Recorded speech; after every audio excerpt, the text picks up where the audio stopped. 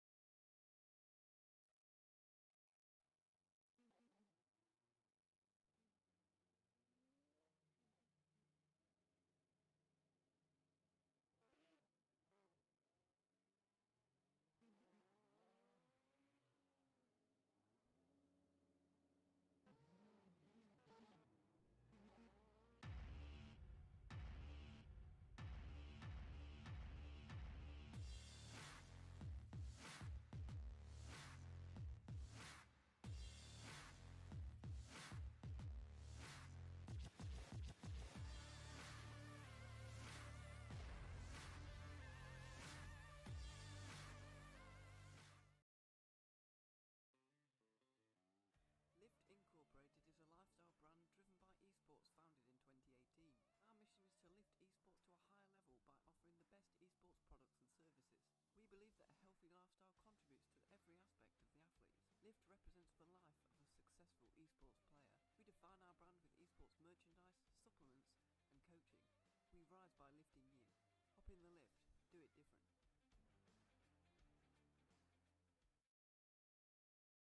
Tired of driving single player or trying to host local servers? Then Sadler Computers is your solution. Sadler Computers is the official server host for Ace Racing League Championships. For only £7.99 per month, you can get a fully customizable and fully managed rFactor 2 server with 24/7 operation. Updates are done every 48 hours and private or public live timing is available. With a great customer service and optimal running server, Sadler Computers gives you a seamless experience. Get your rFactor 2 server now on sadlercomputers.co.uk.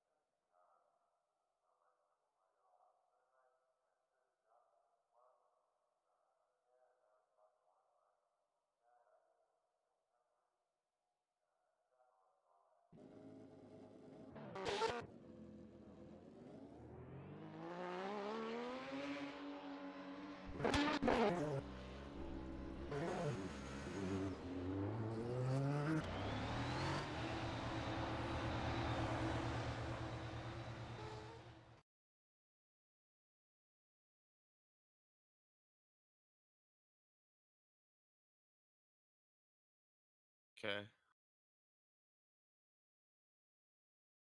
Okay.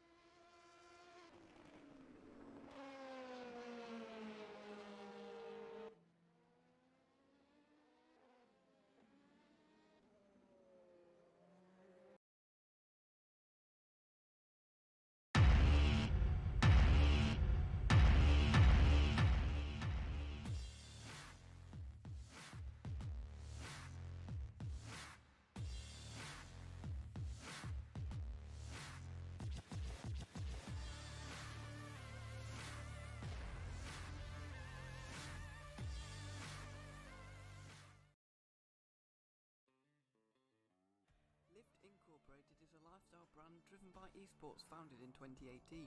Our mission is to lift esports to a higher level by offering the best esports products and services. We believe that a healthy lifestyle contributes to every aspect of the athletes. Lift represents the life of a successful esports player. We define our brand with esports merchandise, supplements, and coaching. We rise by lifting you. Hop in the lift, do it different.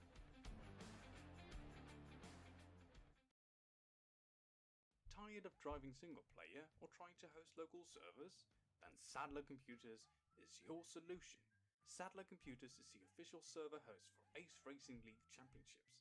For only £7.99 per month, you can get a fully customizable and fully managed rFactor 2 server with 24/7 operation. Updates are done every 48 hours and private or public live timing is available. With a great customer service and optimal running server, Sadler Computers gives you a seamless experience. Get your rFactor 2 server now on sadlercomputers.co.uk.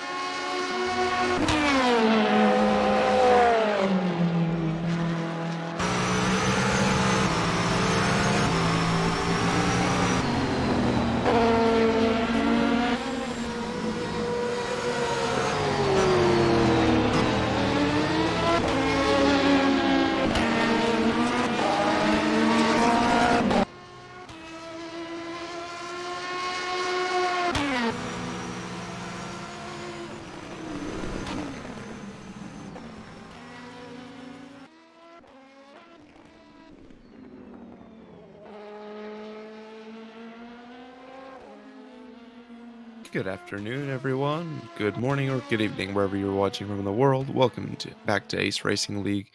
Today we start another league. Yesterday we had Assetto Corsa Competizione, and today we have Season 3 of our Endurance Championship. We start today at Silverstone, and the partner for today is Simplymod F1. Without them, this wouldn't have been possible. We'd also like to thank Lyft and our server sponsor, Sadler. Today's track is the glorious Silverstone circuit. The track was opened in 1948, has a total length of 5.9 kilometers and 18 corners. Today, unfortunately, it seems I'll be going alone because our other commentator is ill, who was supposed to be with me today. So it's the solo mission. First, we're gonna have a 45-minute qualifying session, which you would have already seen. The GT, okay, that's irrelevant now. The GT class qualified first, followed by the DPIs and LMP2 cars. We're currently on our 15-minute break after qualification, so the drivers can rest and prepare for a long 4 hours, most teams having only 2 drivers, of course.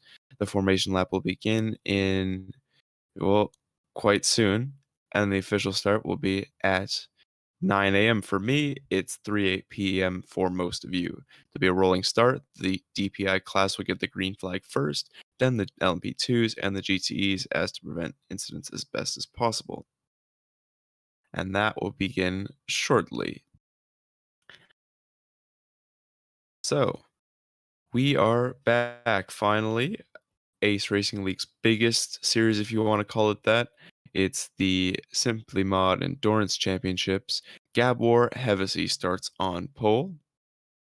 Apologies, as I find my entry list.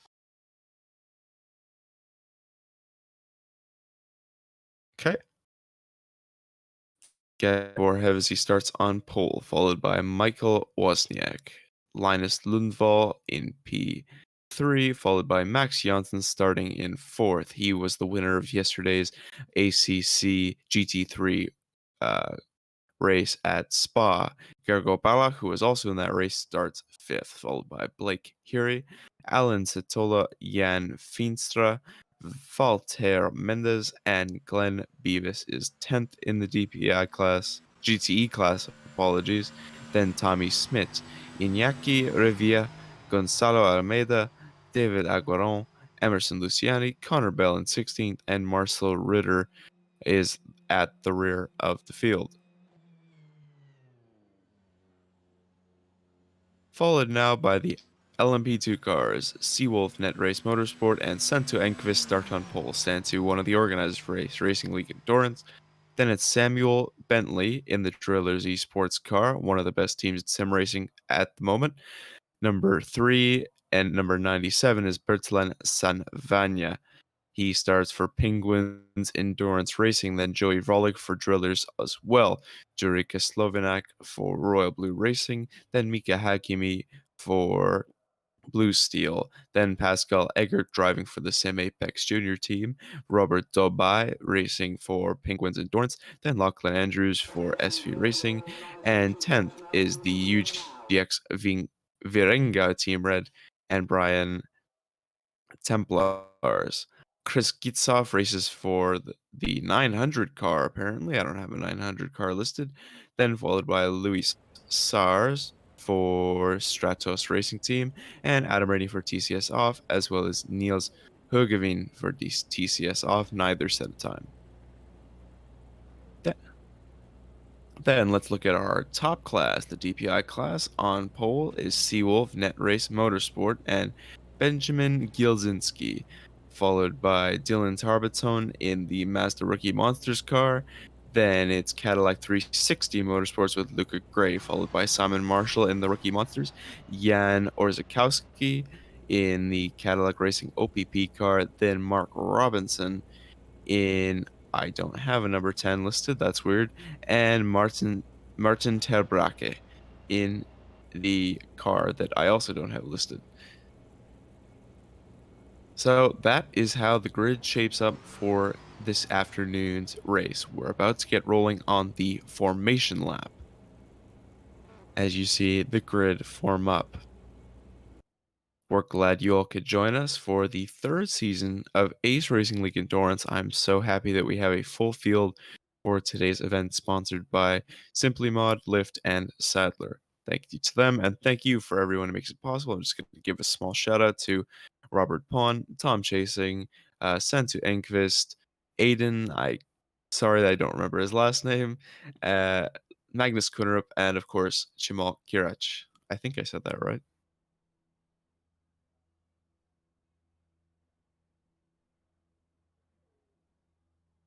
So it's just over 4 minutes until the off today. And I'm going to take a quick break to brew some coffee. Oh, we are off on the formation lab. Never mind. I'm not going to go take a break to brew some coffee because we're getting right underway. It's formation lab time here in Silverstone. What I find to be one of the easier tracks to drive just in general. It's quite flat. You can see the apex of pretty much every corner, and the corners I find are not too tricky to navigate, except for Maggotts and Beckett's, which can catch you out, especially on older tires. That's the death trap of Silverstone, and I'm sure we'll see a few crashes there today. Well, I'm not sure. We've got a field of talented drivers, so perhaps we'll see some clean racing instead.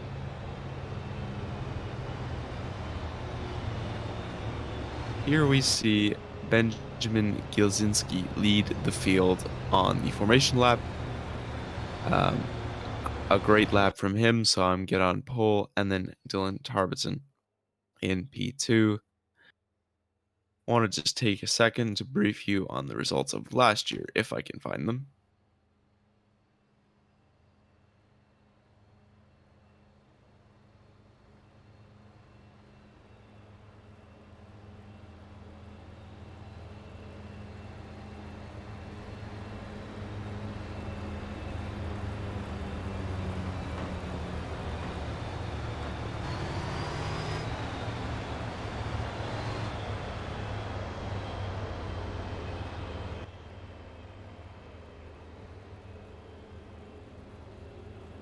So as they come around the final corner to get set to go on their way, I'd just like to remind everyone of the champions of last year's race. It was Madness Racing in the top class, which then was Hypercar, followed by Seawolf Racing, and 360, who will be racing today in the GTE class, so watch out for them.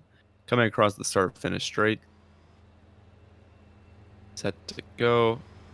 So somewhat soon, or perhaps it appears another formation lap is in order to get the field nice and bunched up and set with warm tires.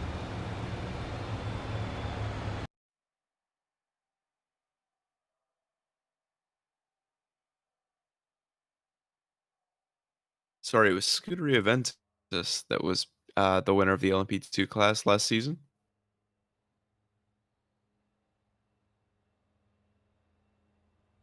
We do have a few familiar faces in this series, of course. A lot of drivers joining us from last season as well after the 12 Hours of Le Mans, which was a very well put together race, if I do say so myself. I am an ARL staff member, but I don't have anything to do with endurance. I don't do endurance, so the guys that put that together did very well, including Tom Chasing, who I know had basically an entire 12 hours occupied dealing with complaints and correcting penalties given by the game. So thank you to everyone who put that together. And now, thanks to that well-oiled machine of production, we have a full field set to go for Season 3.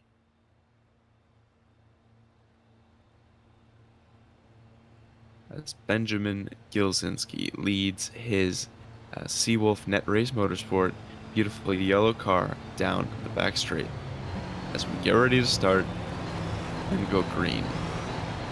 What we're going to be looking for in today's race is probably some more action-packed endurance racing than you normally see, thanks to the somewhat easy nature of Silverstone and the 4-hour race. So I'm sure they'll all be looking to put their best foot forward. You don't want to sit back for maybe an hour, try to regain some mental effort while you bring your stint to a close. Everyone's stint is just starting and just about to end, so I'm pretty sure we're going to see some hard pushing throughout the race and some battles for track position, because the race isn't that long. It's not 12 hours, it's not 8 hours. It's more of a sprint endurance, so watch for that as we head across the start finish line. And I believe we will be going green this time around. And we are off. Benjamin Gilzinski is going to lead into turn 1. Although, having a look up the inside is Dylan Tarbiton. He briefly regains the lead. Now coming around the outside, that's Roger. And down the inside into turn 1 was Dylan Tarbiton. Looks like he took the lead of the DPI class. But now we've got to cut on to some LMP2 action. It's Bentley and Enquist side by side into turn 1. You don't really want to be doing that. And yes, Bentley has got the lead over Sentu Enquist already into turn 1. So he got a bit of a better jump off the line. Then to Enquist. Oh, there's a lockup into turn 3, I think that is. But now we have to take a look at the start of the GTEs, and it looks like Wozniak is absolutely ready to mince Hevesy into turn 1. But he'll have to wait for the start-finish line, and it looks like a little shove there from Hevesy, letting him know not to get too close before they've crossed that checkered line. Hevesy is going to lead the way as the GTE field is on their way. He's going to keep his lead into turn 1, something no one has been able to do so far. In fact, everyone made an overtake in turn 1 has so far kept their position. Hevesy opens up a nice little gap heading into turn 1. He's got a cushion, so he can afford to take it on the racing line. Now we cut on to Cameron Roger in the 05 car, which is not listed. I can't really read that. I think that's JDC Motorsports, so we're going to follow along with him. He has taken P2 over Gilzinski, so not an ideal start for him in the Seawolf Racing Motorsport car. It's actually Bentley who's taking the lead in the LMP2 cars. Enquist now second in that class. And I feel like I am not... Yes, that was the LMP2 car, so following with Roger, who's P2 in the DPI class. Gilzinski right behind, not a great start from him. Roger looking to chase down the leader of Dylan Tarbiton in the Rookie Monsters car, a team on the rise very much so in sim racing. And they're making their marks for today. It looked like he had a little look up the inside on the exit. Couldn't quite get there. And Mark Robinson trying one around the outside. And a little bit squirmy at the exit. That is one you can't afford to mess up if you're in a battle. And look at the time he's going to lose all the way down the straight. Very unfortunate exit there from Mark Robinson. But that's one that can catch you out, especially on the exit. It's very easy to slide the car and lose a whole ton of time down the hanger straight.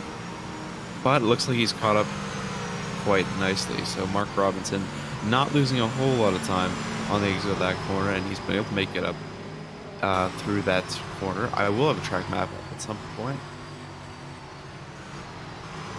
Cemal, of course, has been kind enough to provide me with one. Thank you to him.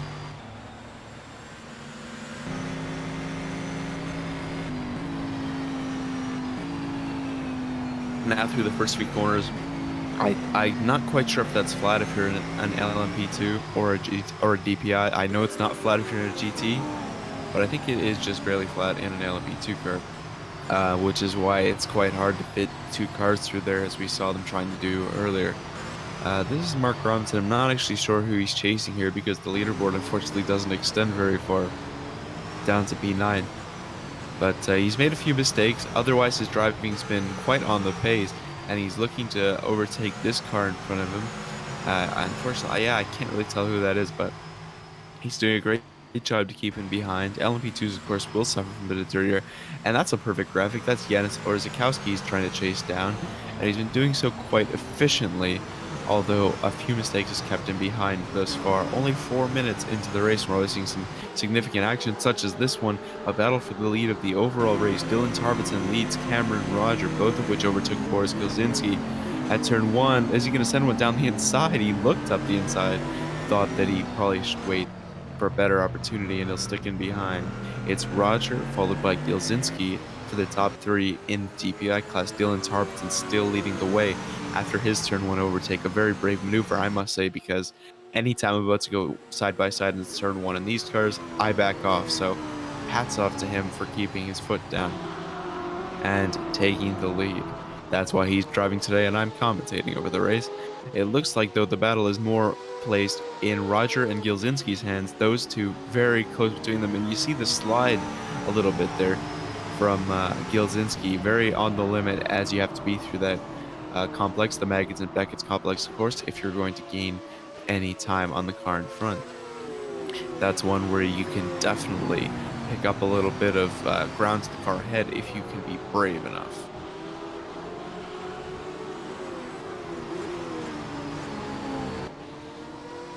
Very tight battle for first, and I really hope it continues for the entire 4 hours, because endurance races with no action are very difficult to commentate over, and these guys are being an announcer's dream at the moment. I'm sure they're doing it all for me, which is very kind of them. And we have our first lap traffic of the day, and it looks like it's holding up the leader, Dylan Tarbiton. That's the, I believe that's the, I can't tell which car it is, but he's facilitating a battle right now between Tarbiton, Roger, and Gilzinski. And Tarbiton is still in the lead, but the gap is closed significantly thanks to him. And they're coming up to the GTEs now, so this battle is going to get a hell of a lot more spicy. As more cooks do not spoil the broth, they make it a whole lot more interesting, as we have side-by-side action between Gilzinski and Roger. Gilzinski eager to take back the second position, but it's going to be Roger who gets the better traction out of Luffield. Fantastic driving from him. I know it's very difficult to get the power down there, so the better driver is usually the one that wins out, although the inside and the outside are not the same in terms of grip. And the GTEs are being absolutely sliced through at the moment, as these three LMP2s try to keep their battle alive side by side through Maggots, side by side through Beckett's. The leader here, Roger, has to be slow as he avoids a GTE, and they're going around him. Incredible stuff as we head onto the Hangar Straight. Roger, Tarbiton, and Gilzinski still have the same order as before. And now Gilzinski's going to be hampered as he has to go down the inside of a GTE into Stowe. So the order is actually now Roger, Tarbiton, and Gilzinski.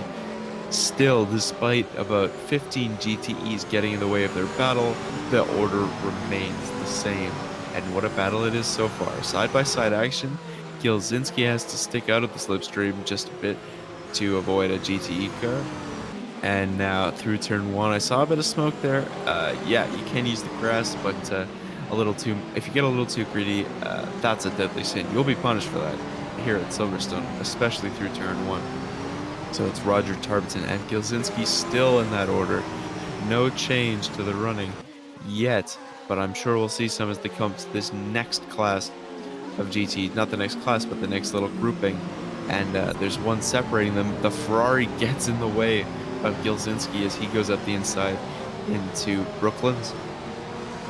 One of the more technical parts of the circuit is this. You have to go through now turn one of Cops. I believe that is the active turn one on today's race, not the one you're used to from Formula One. Yes, this is now turn one they're headed into. So they start on what is usually the back straight, and now Benjamin Gilzinski has the absolute run on Dylan Tarbiton, the GTE in the middle of the track. These guys are going to be side by side into Maggots and Beckett's. Gilzinski thinks better of it, and Tarbiton had to take avoiding action there. He's gone into the middle of the track, and that'll keep him ahead of Benjamin Gilzinski. I don't think you can see a report for that one. He was just trying to make sure that he doesn't kill anyone on the exit of that corner or spin at a GTE and cause himself to go wayward. But that's just a bit of a mistake, and I'm sure it won't make too much difference in the grand scheme of things in terms of timing. Just a little bit of a maneuver there to avoid death. Now we cut onto a GTE battle, which are raging throughout the field. We're going to take a look at Max Janssen and Blaine Heary going at it. Sorry, Linus Lundvold and Blaine Heary. I can't keep up. Neither can the live timing. Yes, it's Blake Heary, Max Janssen, and I can't tell who that is in third. That's Linus Lundvall in third. And now an LMP2 coming to spoil the fun. He overtakes, I think that was Max Janssen. He's followed by Satola and Ergo Balach.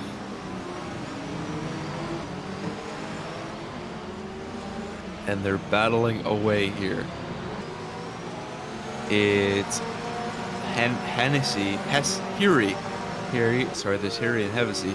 Heary chasing down Linus Lundvall for P3 in the 10 top class of the GTEs. And now Heary's going to send one down the inside into Brooklands. A daring move into a complex where the more technical driver usually wins, and Lundvall's going to stick it around the outside where there isn't very much grip So I think Hiri's going to win this battle as the LMP2 comes up to lap him for the first time. Lundvall, I like to see the aggression from Hiri, but it may be not as well placed into that particular section of corners. It is a quote-unquote good overtaking opportunity, but you really want to be doing it into one of these slower corners that doesn't have a twisting change in direction, and that is one of the more undulating corners so that you can get more grip, although left field typically is difficult for the car going around the outside because the racing line is on the inside. So Lundvall, Hiri, Janssen, and Satola all in the battle for third as the Porsche leads the way so far. Now it looks like Janssen's going to go for a move on Hiri as the LMP2 goes to the inside of them both, and the LMP2 has been taken out. I believe Hiri had his rear end tapped by the LMP2. I don't know who that's going to be on, but I think the stewards usually look favorably upon the LMP2s. I think the GTE just cut away a little bit of the space that the LMP2 was trying to get into. The GTE, of course, focused on his race, and the LMP2 is suffering for it. Although I know there's going to be differing opinions in each of the cockpits of those two cars. There always is one an LMP2 and a GTE crash. So I know the stewards will be busy after this one. I don't know, is Tom stewarding this one? It may be somebody else. I don't know if we even have a live steward. Robert Pawn, the workhorse of Sim Ace Racing League, I should say. He's stewarding this one, so I know he'll have a little bit of work on his hands right now. There's a yellow in sector 1. Not entirely sure what happened there, but as we see, it's Mika Hakimi in V2. He started in 10th in his class, I think, and he's up to P2. I don't exactly know what happened in the LMP2 field, but Mika Hakimi certainly capitalized on whatever it was. Perhaps he just cut through them like a hot knife through butter, but yeah, Mika Hakimi is up into second in class, and Samanya wants to remedy that. He wants to overtake the Blue Steel driver. Joey Vrolik, of course, I think he's the head honcho Drillers Esports in P4, and Slovenach in P5 for that is, I can't tell, Stratos? Perhaps Stratos Racing Team, but it's these two so far with a little gap to everyone else. They're going to have to make their own racetrack as the GTEs take up all the outside. The LMP2s through Stowe, I think that is. Yes, Stowe. Headed down to the chicane. This is one overtaking opportunity on the track. Hakimi is going to keep the second place position through the chicane.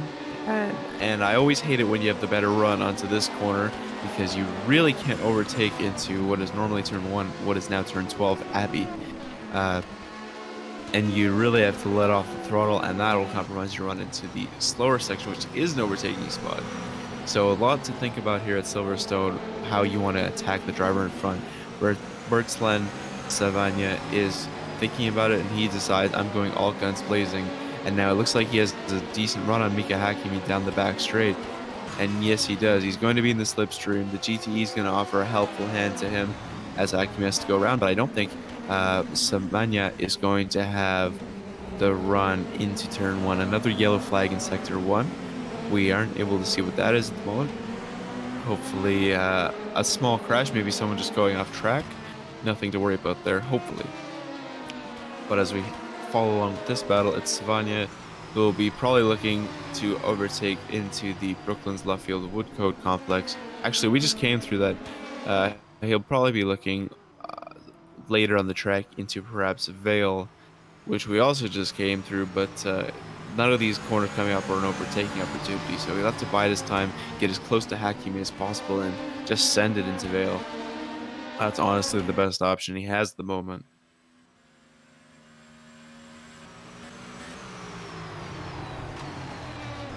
And I can't believe we're only 14 minutes from the start of this race. It's felt like an absolute war so far. Hakimi and Savagna very close together, but we see the gap starting to form in the field, as does happen in endurance. Still, the gap from third, the gap from second to fourth to fifth in the LMP2 field is still quite close, so we could see some battling as the race develops.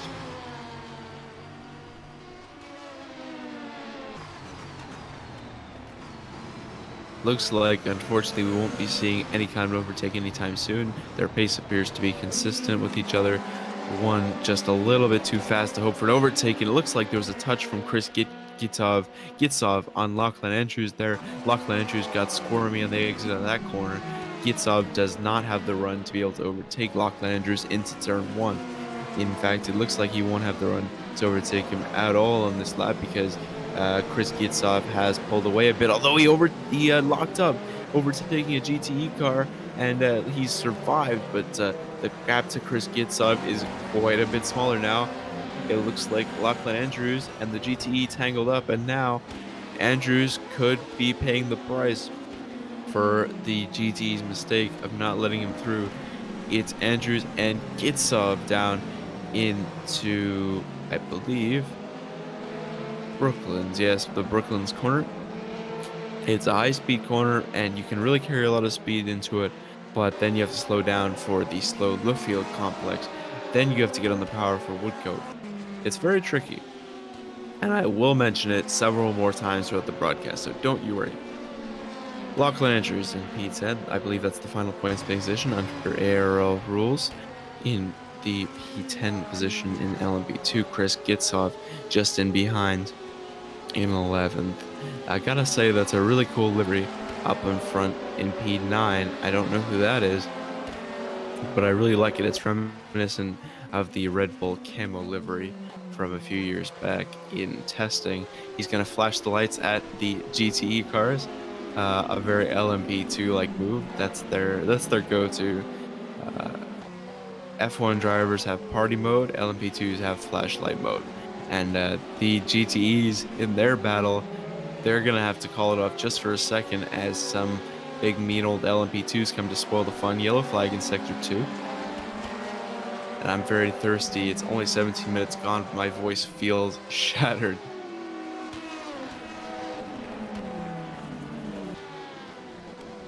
It's okay though, all in the name of great racing. Someone was naughty boy and cut that corner. You see the grass fly up. It's Janssen and Hiri now still involved in their battle of a few minutes ago, although the gap is starting to chisel out a little bit. Blaine Hiri trying to cut away from Max Janssen, the winner of yesterday's race in Assetto Corsa Competizione. He's driving the GT class again, this time the GTE car instead of the GT3. I can't help but feel, due to the difference in sim, ACC to RF2, that the car will certainly feel a little bit different. But you can't help but feel that Max Janssen will have a bit of an advantage, having practiced so many hours in Assetto Corsa Competizione, and I'm sure he's practiced for this race as well. So probably one of the more consistent drivers in the field, having done so many laps. And he's looking to dispatch with Blaine Hiri. He had to think into turn 1, but no, that's definitely not a place you want to be going side by side. Both cars are going to lose a lot of time into there.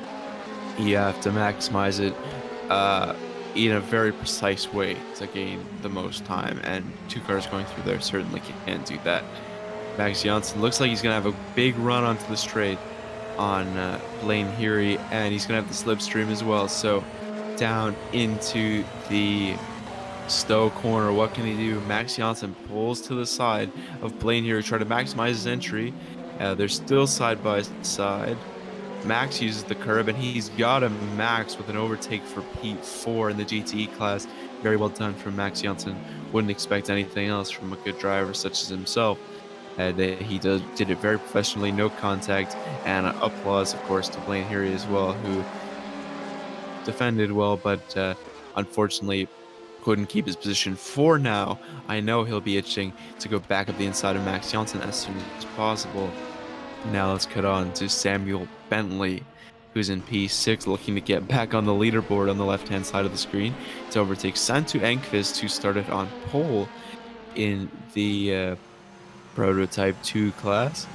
Unfortunately, it looks like he's having a bit of a slow start. He's got down into P5 after the first few laps of the race.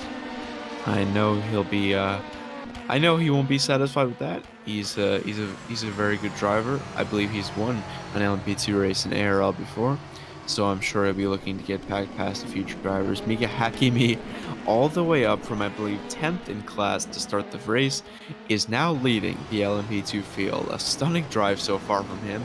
He's made his way through in just 20 minutes. So 20 minutes of racing time, and Mika Hakkinen overtakes Bertram Savanya, Bertalan Savaya for P1.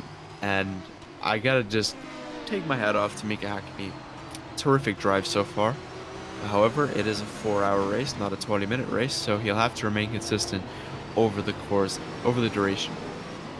Bertalan Savanya will, of course, have something to say about that.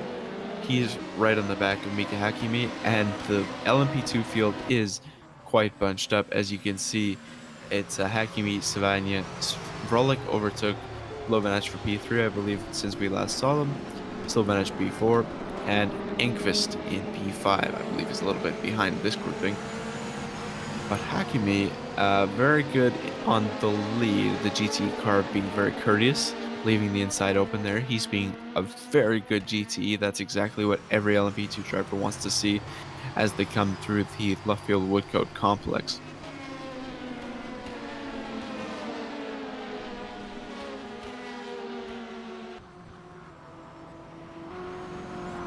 Another yellow flag in Sector 2. We haven't caught any incidents yet, except for a little bit of contact between GTEs and LMP2s. But it'll be interesting to see when we'll actually witness our first big crash. It'll probably be when the field's bunched up like this, but they've done well to keep it clean so far, at least what we've seen on stream. You really like when a race stays clean. You don't want incidents everywhere. It turns into a bit of a war, as they say, not to be taken out. But right now we're having a motorsports race, an esports race, rather, and I'm very glad to see that. 22 minutes gone in the Ace Racing League Silverstone round 1 of the Endurance Championship, and there's been a lot of changing in the order from the off. It's Roger who's taken over position 1 in the in the DPI class. Gielzinski, he was down to 3rd at one point, but now he's up into 2nd. Then Tarbiton is in 3rd. He started well, but now he's back down into 3rd. Then it's followed by Luke Gray in the 360 Motorsports car. They're switching it up from their GTE car, which won the GTE split last season. And Simon Marshall racing for Rookie Monsters in 5th in that class. Mika Hakkinen leads the way in LMP2s. Again, a terrific start from him for Blue Steel Motorsports. It's Savanya. Unfortunately, I can't read what number he is, so I've kind of forgotten the team. But Savanya, let's see if I can find him on the list. For Penguins Endurance Racing in P2, good start from him. Joey Vrolik will be looking to make up a few places for the high reputation Drillers esports team. That's Slovenach in P4 for Royal Blue. Jurca Slovenach, I think is how you pronounce the name. I'm sure I got it wrong. And Santu Enqvist in P5 for, if I can find the team, Seawolf Racing. Although we'd like to think he races for Team ARL. Well, he's in our hearts, unfortunately not in our car. Gabor Hevesi leads the way in GT. That's a familiar phase in the number 67 Sim Apex car. They're not fair. They just try to win everything. I think that's Michael Wozniak in P2. Yes, it is in the 15 horse Seawolf Racing Motorsport car. Max Janssen in P3, also for Sim Apex. So they're having a great day to start the season, as Santu Enqvist, I think that is, gets very sideways in the exit, and now Samuel Bentley goes up the inside, an opportunistic move, and they make contact. We're gonna go to a replay there, or perhaps we're gonna go to a replay here. Santu Enqvist gets this big slide on into this corner. You see, he just carried a bit too much speed. No, it's okay. I'm not entirely sure what that was. Okay, Cemal says it's not working. He said it in a very sad voice too. Uh, I was really waiting for him to start sliding, and he just never did. So we're still in the live. We're still in the live feed. Sentu Enquist for now managed to keep his position. I'm not sure if we'll be seeing a report there. So just a bit of a slide from him, bit of a tank slapper, and then I honestly can't blame P6 for going up the inside there. I probably would have done the same. Unfortunately, it was still Santu's line, despite him being a little discombobulated through the previous corner. So I can't also blame him for closing the door. Now let's take a look at Benjamin Gilzinski trying to regain the lead after starting on pole and being overtaken into turn 1. The fast right-hander GTE car gets out of the way very nicely. Applause to him. And Gilzinski has a decent run onto the main straight. Won't have a move into Cops, which is turn 1 on today's occasion. Roger leads the way for JDC. I can't read that. For JDX Mustang. I can't. No, I'm going to give up on that one. I'm just going to call them JCX or JDX. He leads the way. They might actually be in the reserve list, in which case I'm being a very bad commentator at the moment. JDC, definitely JDC. As the stream clears up a little bit, I can read it better. So he is holding down the fort, leading the way. He's been a pain in Benjamin Gilzinski's side the whole race. Managed to hold him off after a daring overtake into the first corner of the race. It was very interesting for the fans, I'll give him that, and it appears to be the right strategy call too, to just send it immediately, because he's led so far the entire race. I believe he has not missed a single lap led so far, Cameron Roger. And Dylan Tarberton, after being involved in a battle royale for the top 3 spots early in the race, has backed off a bit into P3. Perhaps he's made a mistake, or maybe his pace has just fallen off a bit as the tires begin to show slight wear. A big lockup from Cameron Roger into the Brooklands corner. Sorry, that was Luffield.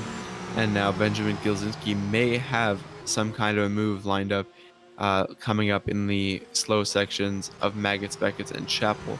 Although it's not a place you typically go for a move. I gotta admire the livery there. As on the Shark Wing, you see kind of street art graffiti look. That's really cool. I'd like to give my my compliments to them for the livery. Looks like we had a car off on the side there. I don't know who that was. It looked like an LMP2 car, a yellow one. I'm not entirely sure who that was. Benjamin Gilzinski still leads the way in the LMP2 class. No, sorry, Cameron Rogers still leads the way. Apologies for that. My mind is somehow not working today. I've just woken up about half an hour ago. Let's blame it on that.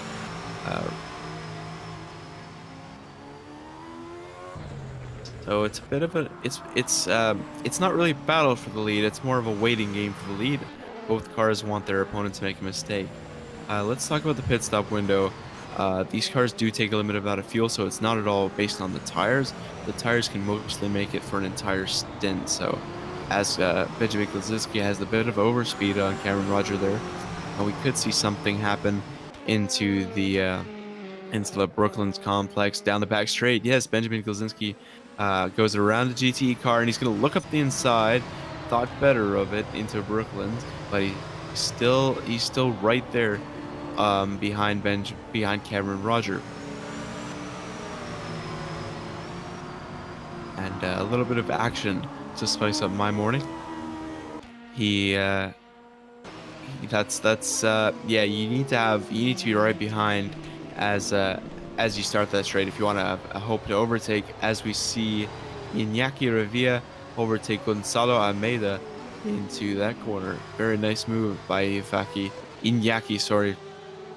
I'm finding it hard to read the little text box that is very small on my screen. And now we see Bertrand Savagna going up the inside of Sentu Engqvist as they come onto the hangar straight, and it looks like Savani is gonna hold on to that position.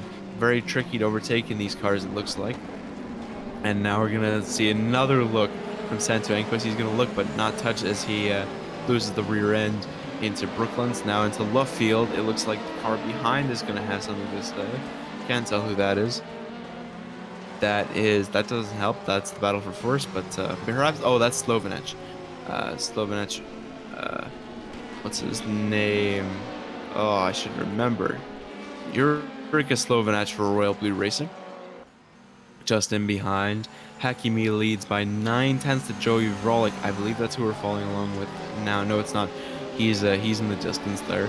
Then Savania, so Joey Vrolik did a bit of overtaking. He was 4th last we saw him, and now Joey Vrolik has moved into P2, and he's in right contention for the lead here. Only 8/10 off down the straight. Then Savania doing quite well for his team in the 97 car of Penguins Endurance Racing. Then Jurka Slovenec for Royal Blue. So it's been an enthralling first half an hour. We're glad you've joined us. Just gonna give a shout out to our sponsors a little bit as we enjoy this nice battle for P1, 2, 3, 4, and 5. Simplymod F1 makes some great steering wheel mods. Gonna have to cut that short because we had a mistake from an LMP2. Looks like that was, can't tell actually. Maybe, perhaps he was. Yes, that was Jurka Slovenec making a mistake. He's down in 5th. Now overtaken by Bentley there, and I think that's what number is that? The 78 car, 77 perhaps. Unfortunately, I can't read, so that's a bit of a problem when you have a display up. So Vrolik in P2, Mika Hakimi's carved out a bit of a niche for himself in the lead there. Savania down in P3 in the 97 car, Bertland Savania of course. Then Sentu Engqvist down into P4, so that was the double overtake we saw. He was the car going a bit slowly through the Maggots, Beckett's, and Chapel complex. Now he's down into 4th, and Bentley has overtaken for P5. That is Samuel Bentley for Drillers. I really should have known due to the livery. Sorry, so back to the word to our sponsors, Simplymod F1. They make some really cool steering wheel modifications. Contact them if you want to have a wheel that looks like real F1. Lift Esports, an esports brand focusing on lifestyle management. Hit them up if you need some kind of management in your life and you're a esports driver.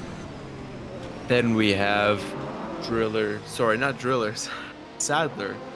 Sadler Computers. I believe they provide servers and computer equipment. A very good brand who's been with us right from the very beginning, helping us with server management. So thank you to all of them for sponsoring today's race, and thank you to all of our drivers for taking part. It's been an exciting half an hour so far, although as you can maybe tell in the microphone, my voice has not been too enthralled. So we could see a battle for the lead here. Once again, Cameron Roger and Benjamin Gilzinski ready to resume their fight, it looks like. I'm sure Roger would prefer if they didn't, but it's Benjamin Gilzinski staying right in behind, lost a bit of time through that corner, so Cameron Roger may be finding a little bit more grip through the right-hander. That one's very hard to get right, but can be very satisfying if you do so. One of the faster corners, and also it's very difficult to keep it on the track on the exit because you just want to go, but you have to get it right to make sure you use all the track but don't go off it. And Roger still leads the way. Looks like he's carved out about a 6/10 gap to Benjamin Gilzinski. Behind we see a car going slowly. I believe that's a GTE car. Looks like a bit of contact perhaps between the two that we see there on screen. And now is that an LP2 car getting lapped? I think it is. So we have our first in-class lapping of the day. I don't exactly know who that is, but the gap is now 7/10 between Roger and Gilzinski. I think Gilzinski is a bit quicker through this section here, but he's slower through the faster stuff. So it's a bit of an interesting tussle here for that position. Now we cut on to the battle for first between Mika Hakimi now and Joey Vrolik. No, Joey Vrolik's down into P3. The order changes so quickly here in the top 5 in the LMP2 cars. This has been a delightful race to commentate over in the LMP2 class. And now Savannah has got Vrolik for P3. Sorry, that's Bentley for P3. Vrolik is still in P2. It's been a roller coaster race for him thus far. Started on pole, down to P4, up to P2, down to P4, and now he's right in second place again. So the Driller's fighting spirit is no better seen than in this race today. Hakkimi, though, still leads the way. A superb drive from him. He's got my drive of the day vote if it were to end after 35 minutes. Worked his way up from very low down in the starting grid, and he is leading the LMP2 class. Superb from him. We know he's a great driver. We've seen him compete in the ARL F3 Championship. Joey Vrolik, we also know, a superb driver, one of the best for the Drillers Esports racing team, and a name we don't really know that well. It's Bertolin Savannah. I know I'm getting that name wrong. I'm sure someone's going to tell me after racing for Penguins Endurance, and Jurika Slovanac for Royal Blue Racing. Looks like these three have settled into a bit of a line so far. At the moment, the gaps are about a second apiece. And I'm just going to say to all drivers that are listening to the stream, if you want to have an interview, join the Discord call. Actually, no, we can't do that. At the moment, the setup doesn't allow it, unfortunately. But maybe Cemal can add a driver or two, if that's a possibility. At some point through the goings, we've still got some action to commentate over, so there isn't a lull just yet. But I know there will be as pit stops start to be made and gaps start to increase. It's unfortunately a real thing in endurance. Looks like the people at Formula.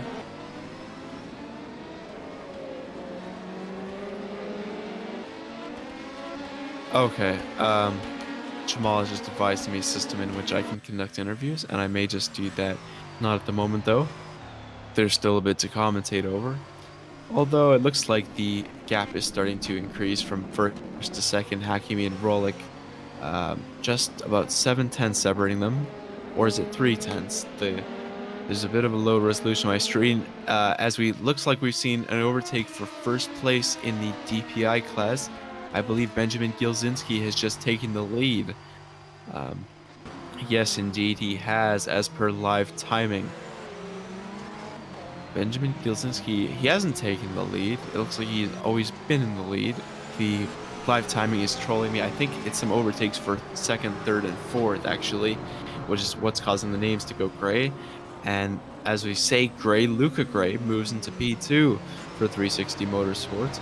They're having themselves a decent day to start off their DPI challenge. But meanwhile, yes, I was a double DNF. So race control just come over the radio to tell me it's a double DNF. I think Roger Tarbiton and Marshall have all returned to the pit lane and retired the car. I'm flabbergasted as to what happened there because they were all going so well. Perhaps they all just had an almighty crash and found themselves in a wall, but that's left the door open for the 10 car of... There is no DPI number 10. Apparently it's a double DNF. Luca Gray now in P2. It looks like Roger has actually managed to save his car. So he's still alive. He wasn't one of the ones that DNF'd. Fortunately for him and for us watching the stream. Unless of course you are a Mark Robinson fan who is just in behind. And Simon Marshall P5. Dylan Tarbiton is in the pit lane. So no, he didn't DNF at all. He's just making his first pit stop of the day. No driver stop just yet from him. He's down to P8 in the Rookie Monsters car. Just in front of him, I believe that's another LMP2. So it was Darius Andre who DNF'd as race control, and Tommy Smith who DNF'd. So it wasn't actually really any of the leading group. It was a few.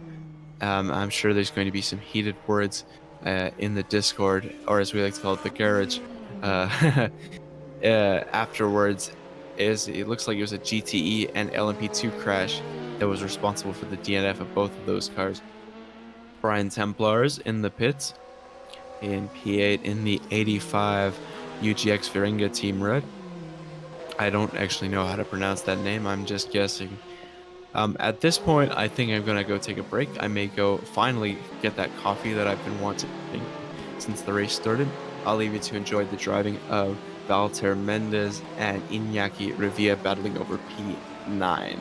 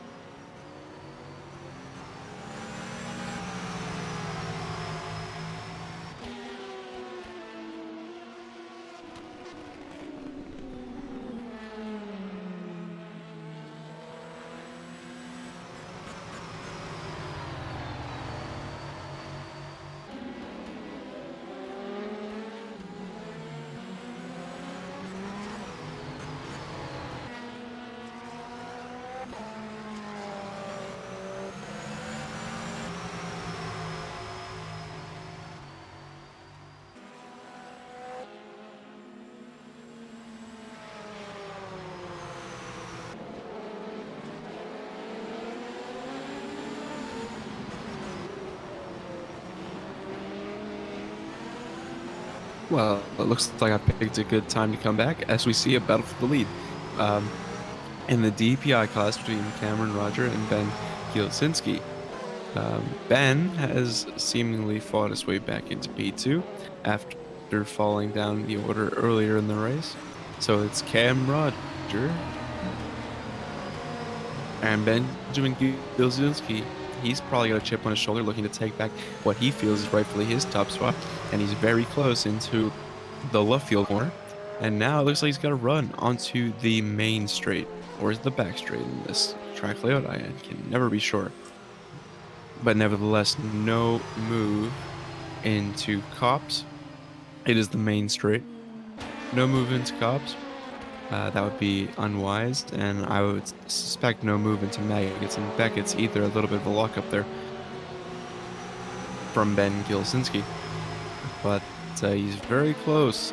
Only a 10th behind, and it looks like he's got the much better run onto the hangar straight. Could we see the overtake he's been waiting the entire race for so far?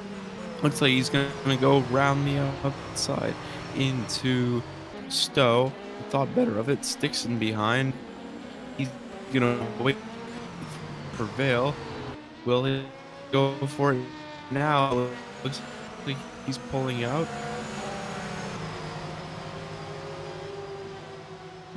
Apologies for that. My stream froze. And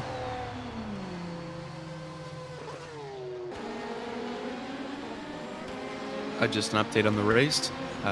Thanks to race control, Santu Engqvist unfortunately has DNF'd. He has retired from the 4 hours of Silverstone. Let's go through the order just as I return. So it's Roger leading the way for... Apologies. I can't find him on the list. A non-listed person is leading the way, followed by Benjamin Gilsinski for Cadillac Seawolf Net Race Motorsport. Then Simon Marshall in P3 racing for Rookie Monsters, and Luca Gray for 360. Then it's Dylan Tarbiton in the number 55 Mazda Rookie Monsters car. Then it's Terra Braque. I can't seem to find the car he's in. Nevertheless, Tebrake in P6, followed by Orzakowski, Yanis Orzakowski in the 99 Cadillac Racing OPP car, and then it's Robinson in P8. It appears to be car 10, but car 170, I believe. Cadillac Silver Elements number 170. So that's how the DPI class shapes up. Roger still leading the way. Still under pressure from Benjamin Gielzinski, of course. Gielzinski's not going away. Now let's take a look at the LMP2 field. It's, I forget his name every time, Savagna leading the way. In the number 97 Penguins Racing, Bertalan Savagna, sorry about that, Bertalan. Joey Vrolik in P2. Of course, the Drillers Esports man. Mika Hakimi has fallen to third. I have a feeling those two may have made a pit stop unless there was some kind of incident that we didn't see. The top two in LMP2, the top two in DPI, getting mixed up a little bit with the back markers. Then in P4 and LMP2, going back to the running order, that is Bentley driving for, if I can find it, I cannot. Well, it's Bentley in P4. Followed by Robert Dubai for Penguins Endurance. They're having a decent day themselves. Pascal Eggert, of course, the Sim Apex driver down in P7. Then Lachlan Andrews and the DPIs are getting really racy with the lap cars now. Cameron Rogers still leading the way, and they've all got to slice and dice their way through a whole lot of traffic in the moment, and they've done so safely. Very well done by them. No collisions, and a bunch of cars dispatched with. Lachlan Andrews is in P8, trying to find which car he belongs to. SV Racing, number 77, then followed by Gitsov. He was up in the front earlier, so I'm assuming he's made his pit stop. Chris Gitsov from Maku Racing, then Fanema trails the field. Ben Fanema for UGX Ferranga Racing. But still, the top two are unchanged in the DPI class. Time to take a drink of my coffee. If you're Canadian, the maple flavored coffee from Second Cup is amazing.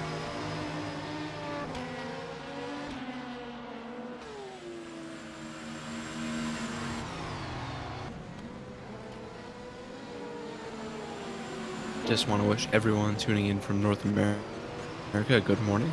I know it's quite early, and you've obviously woken up earlier than normal to tune in or drive today. Thank you to all of you guys, and of course, just everyone that is racing. Yeah, I'm Roger, and you've been following for a long time. I'm very invested in it now. I certainly hope nothing happens to either driver, because now this is a heart of my heart. For the next 3 hours, I'm going to be very mentally invested in this battle, and I think it's going to be in my dreams when I go to sleep tonight. These two cars are inseparable. They've been within a second for about half an hour now. You just can't. You throw a blanket over them, honestly. Give them both the 25 points. Well, that's not fair. You've got to give Roger the 25 points at the moment. He's done well to keep Gielzinski behind, although saying that, the gap is now just under 2/10. And although this is the stuff where Roger excels, the fast speed stuff, Nuggets, Beckett's, and Chappell looks like he got the line a bit wrong now. And Ben Gielzinski could have a go into the Stowe corner. The fast right-hander, yes. He's going to look to the outside into this corner. Gielzinski going to hang it around the outside, using all the track. Very nice driving, but he's going to stick in behind. Now he's going to go for it again in Vale. He really wants to get past now. Ben Gielzinski, Cameron Roger, they make contact. Ben Gielzinski takes the lead with a shove on Cameron Roger. Roger, I'm sure, won't be happy with that. And now it's a new change in the pecking order. Ben Gielzinski, after an hour of waiting, finally has his first place back. And Cameron Roger has quickly faded away to 5 seconds behind Ben Gielzinski. Doesn't seem like a big gap between these two. That's about as big as it ever gets. Ben Gielzinski, what a move from him. Solid racecraft, although he did have a little touch to Cameron Rogers' chassis, so we may see a report yet stick tight for that. I'm actually going to check the incident reports channel on the Ace Racing League server to see what's going on. Stewart announcement. Now would actually be a great time, I think, to go over some of the Stewart's decisions. We had a incident involving Sim Apex Racing Team number 64. I didn't even know Sim Apex had a 64. They are in the DPI class. Cadillac Sim Apex Racing Team. That was Sebastian Astapol and Darius Andre. I believe Darius Andre has now retired. Number 64 was just a bit too aggressive on the overtake, and he gets drive-through, and we have a car in the grass now. That is Alan Satola or David Aguiron, and another GT spinning. Looks like there was a collision there that we missed between them, and we're going to go to the replay. Let's see if we can get it working. It doesn't appear so. Yes, there was a collision there, it appears, between David Aguiron and the driver in front, but the Porsche sticks in 11th place. 73 seconds off the lead. Back to reviewing the incidents now that David Aguiron is in a bit of space. Sim Apex and Seawolf Motorsport had a bit of a collision earlier. The number 67 car Sim Apex, that is the Ferrari controlled by Ernest Lapins and Gabor Hevesi, were involved in an incident, but we got no time for that as Mika Hakimi is down to P4 after an overtake from Bentley. I will remember his name one of these times. That is, if I can't find it.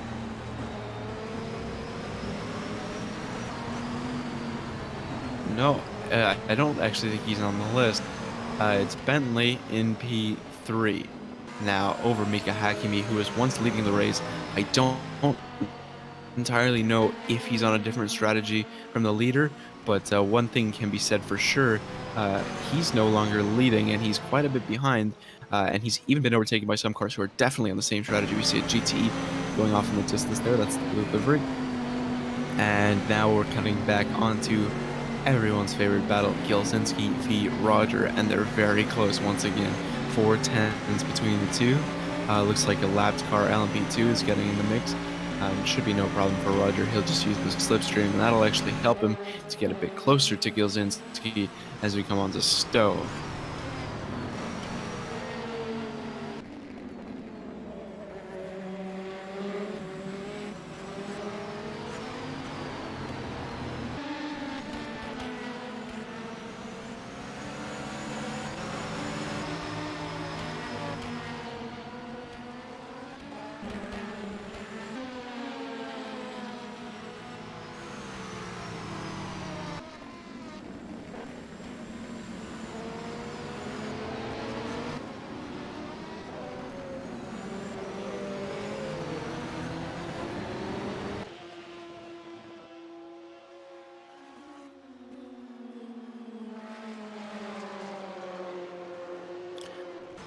Sorry about that. Just wanted to take a break to have a sip of my coffee and a bite of my bagel. I've just received the news that Lance Stroll qualified in 3rd, and I am now on air. I'm so excited for the F1 race tomorrow. Sorry to interrupt you with this. We've got Gergo Balak and Gonzalo Almeida having a little tussle here for P9 in the GTE class, but oh, I'm just buzzing now that I've learned that Lance Stroll qualifies P3, something I never thought I'd hear in my life. He's qualified 3rd.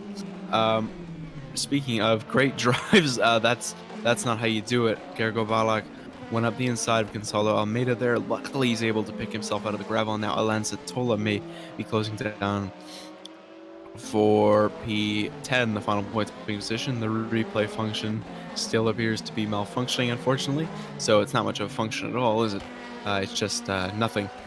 David Aguiron all by himself in P12, although not necessarily all by himself. He's chasing down that Ferrari. Mika Hakimi now will follow on board with him in P4. Man, I've got to check the results of F1. Stroll P3. Every week I've bet on him to get a podium. I think I'm going to have to do so again. Oh, man. My boy Lance for Canada. Attaboy.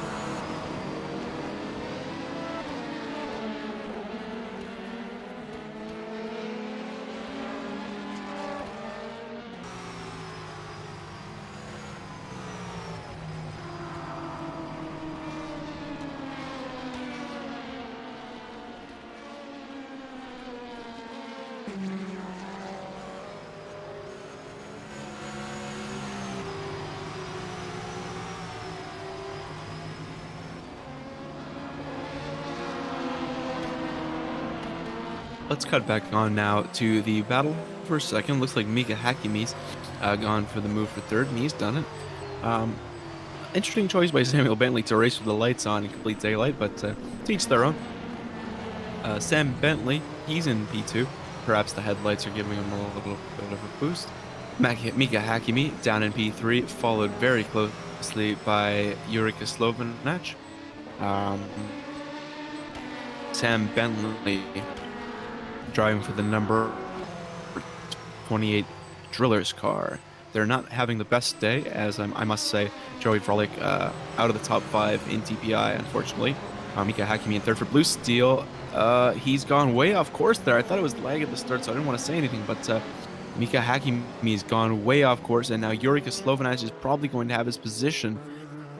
Yeah, a big mistake there from Mika Hakkimi. I don't exactly know what went wrong. It looked like the car just didn't turn at all into the left-hander.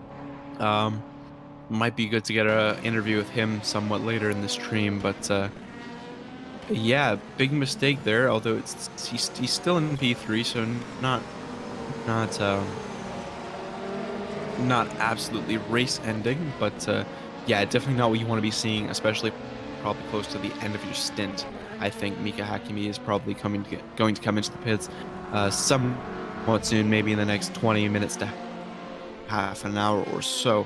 Jurika Slovanac now is closing down on the Malaysian driver, and he might look to have a go at some point along the course of this lap.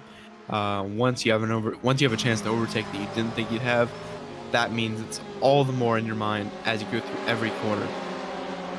When a driver makes a mistake, you get a sense in your mind that they might be cracking or they might be a little bit rattled, and so you do want to take that opportunistic move, but it's not always the case. Some drivers make a mistake and they're right back on it, so it'll be interesting to see if Mika Hakkimi keeps his pace or if Jurika Slovanac will have a go. Some strategic driving there. Hakkimi really wanted to dispatch the GTE before that corner, perhaps so he could hold up Jurika Slovanac, but the GTE was very courteous there and just sidestepped out of the way. Looks like Sam Bentley may have had a bit of an incident because he's only 3 seconds off of Mika Hakkimi after he had a big mistake earlier. And Hakkimi is actually going for the move on Sam Bentley, and he's got him, according to the live timing. Hakkimi's re-overtaken Sam Bentley, so there must have been... I believe Sam Bentley may have been in the pit lane. That may be what it is. Yes, because I didn't see him on track there, so I believe Sam Bentley is actually in the pit lane. So Mika Hakkimi on a different strategy from him. He takes P2 for now. Now we see Gergo Balak and Alan Satola fighting over P6 as Mika Hakkimi dances around behind them looking for a way through to carry on with his race. He needs to make up as much time as possible after the earlier trip to the gravel. Gergo Balak leads the way for now, but Alan Satola sticking right in behind, which is quite easy to do in the GTEs, as we saw yesterday in Assetto Corsa Competizione, the GT3 race as well. I believe the GTEs have a bit more downforce, but the dirt here still doesn't affect them as much as the LMP2s or the DPIs. I'm just going to take a small break to have a bite of my bagel.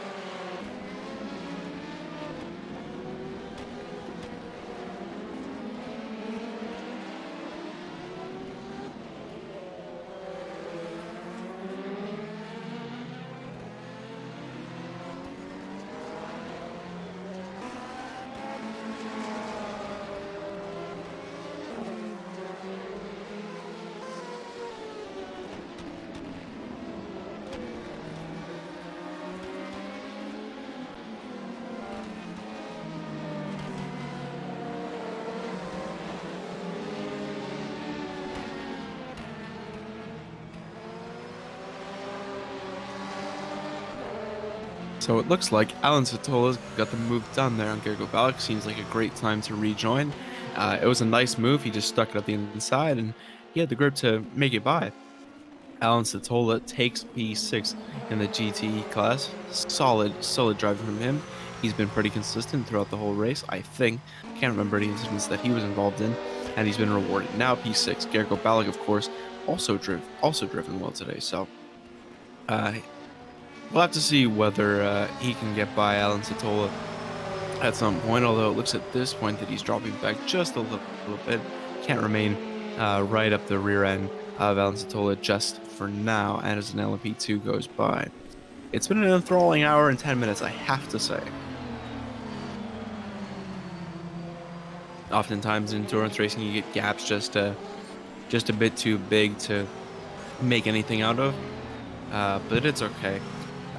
This race has been not short for something to get excited about, as overtakes galore. The drivers seem to be treating it more of a sprint race than an endurance, because they're just going for the overtake whenever they feel like it, and I don't blame them one bit. That's one of the most fun parts of sim racing, in my opinion, getting past the driver ahead. I don't do it very often, but I do find it very enjoyable. Satola appears to be just chiseling out a very small gap at the moment. It was 4/10, now it's 5/10 and 6/10, so it grows and it shrinks, and it's just very close between the two. Looks like he's got a better run down the back straight. He may get the gap out to a second as they come into Stowe. An LMP2 overtakes there.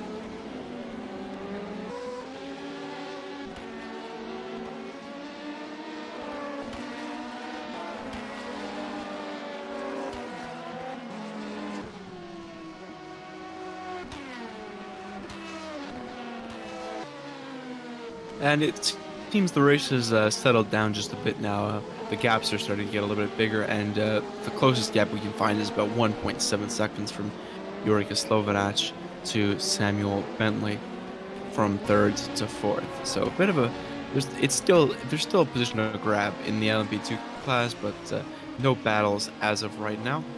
So to this point in the race, the commentator has to start improvising, which is very unfortunate because there isn't really a whole lot to talk about on track. So once again, I just want to thank the people that make this possible. I want to thank Robert Pawn. He's a young lad, but he does a lot of the organizing for this league, and he makes it run very smoothly, as does Santu Engqvist and Tom Chasing. They just do an incredible job for ARL. We couldn't replace them. Aiden Williams and Magnus Konrup, they deserve thanks as well, as does Cemal Kirac, the man behind the stream, and the head guy at ARL, along with Stein Brins, who is actually driving today. He is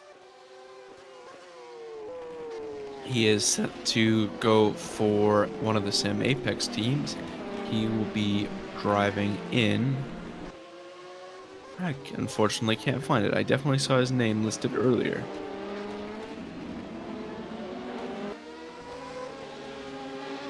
He's listed in the Sim Apex Junior Team number 66 car. As we see, I think this is Samuel Bentley overtaking a Porsche. So we could see the ARL F3 leader later today driving that car. We may also see former champion Vladislav Mochienko. I think he's listed somewhere as well, although I can't find him on the list just yet. So perhaps he's not going today. Other notables, Mika Hakkinen raced in that big 24 Hours Le Mans event a few weeks ago, or a few months ago, I think it is now. Wasn't his best event, but he's doing quite well in today's race at in ARL P2 right now for Hakkinen after starting low down the grid. I will keep mentioning that as the race goes along, don't you worry. Other familiar names, Joey Vrolik, he's raced quite a few times in ARL, and just quite a few times in general. He races a lot for Drillers, one of their top guys. Pascal Eggert, Peter Skudeman, and Stein Prinz all were racing in last season of ARL Endurance for not for Ace Racing League, for Sim Apex Racing Team. Lachlan Enters, we saw him quite a bit last season. We also saw Aiden Williams and Luca Gray, and we saw quite... Oh, yes, Vladislav Mochieko is listed for the Sim Apex number 65 DPI car, so we may see a former F3 champion racing today in ARL once again. Lucas Cruz. Well, we hope you've enjoyed the stream so far. Now we're going to go to a word from our sponsors, Lyft and Simplymod, and I may be sad that I'm not entirely sure which commercials we have, but thanks for tuning in and enjoy.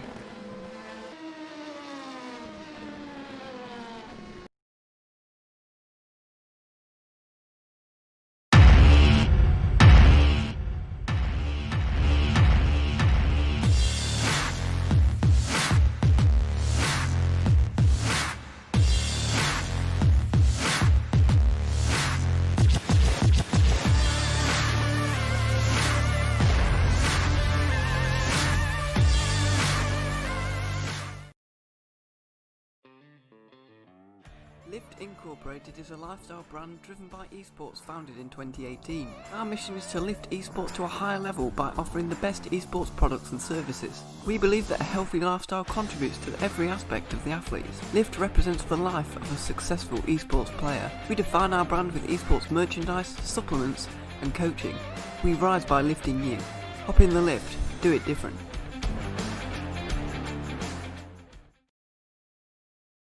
Tired of driving single player or trying to host local servers? Then Sadler Computers is your solution. Sadler Computers is the official server host for Ace Racing League Championships. For only £7.99 per month, you can get a fully customizable and fully managed rFactor 2 server with 24/7 operation. Updates are done every 48 hours and private or public live timing is available. With a great customer service and optimal running server, Sadler Computers gives you a seamless experience. Get your rFactor 2 server now on sadlercomputers.co.uk.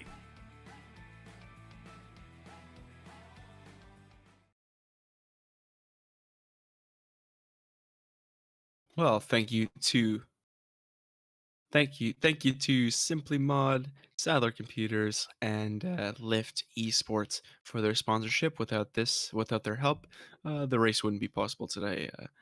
ARL does have a wide range of costs, and they really help to satisfy us, and we're glad to be able to bring you their products.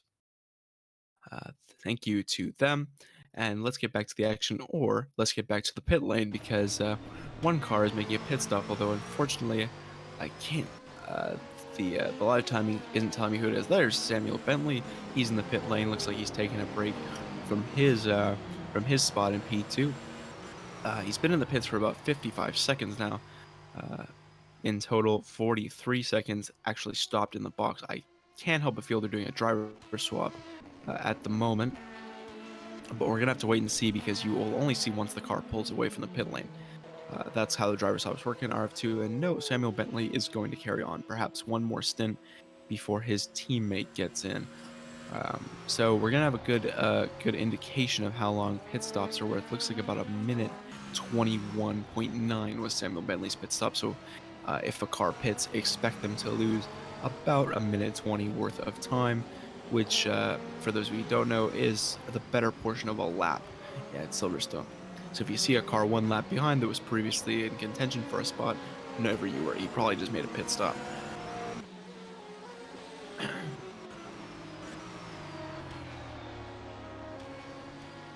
Okay, Cemal has just come over the radio to tell me that we could be set to do some interviews, which is quite exciting. So we may be hearing from some of the men you're seeing on track right now at some point during the race.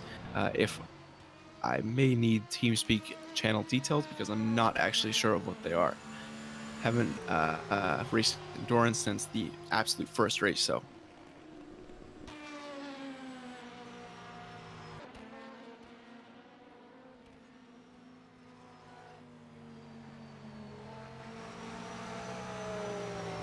Okay, I'm going to get the details from it. We have some stops now. Luca Gray goes in from P4. Eureka Slovanac from P2 into the lead. That steeds the lead to Mika Hakimi. And Pascal Eggert is also in the pit lane. He moves up to P2. I believe his pit box is just a bit further than Eureka Slovanac. There's Robert Dobai in P4. I'm sure he's looking to close up the gap as much as possible. And yes, he is going to overtake Eureka Slovanac and Pascal Eggert as they're in the pit lane. However, I'm pretty sure that they're on a different strategy, and Robert Dobai will be going back to P4 at some point, unless he's got some amazing pace on this next stint. And there's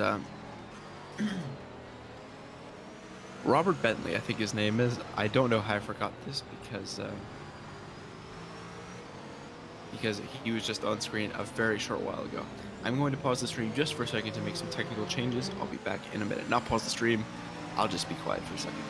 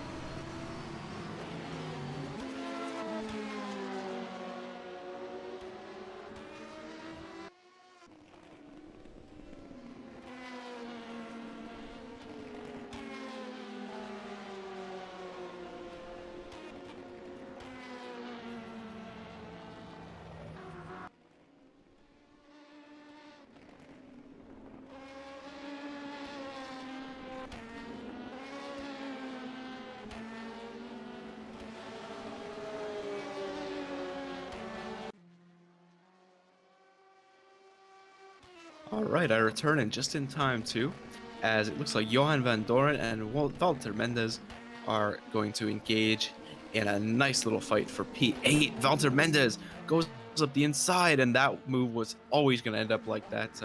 He switched over to the inside. I can see where he was coming from trying that move. It's always tempting, and unfortunately, Johan van Doren couldn't react in time to seeing a car on the side he wasn't expecting him to be. So, late lunch from Walter Mendes. I'd like to applaud him on his ingenuity trying that move, but it was just a little poorly executed, and as such, both cars spin off, and Walter Mendes is. I think he's quite a bit in front. I think the battle was over P9, so I think Walter Mendes comes out ahead. No, certainly it was the other car who came out ahead because we saw him pull away. So Walter Mendes is going to stick in P9, 4.7 seconds behind the next car.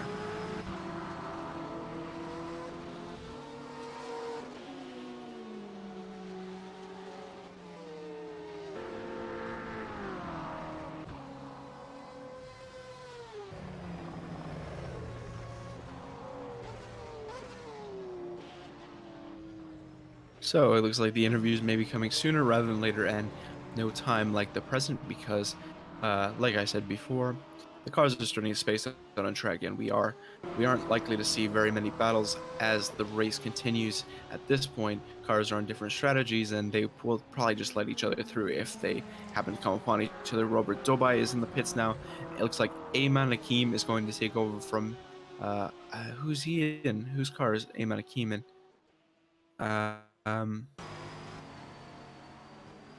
Okay.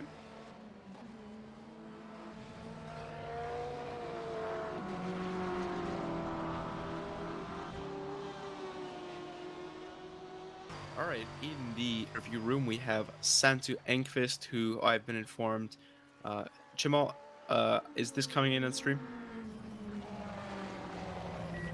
Okay, perfect. Just had to make sure. So we have Santu Engqvist with us. He unfortunately DNF'd earlier. Santu, can you take us through what happened? Yeah, just had a bit of an incident.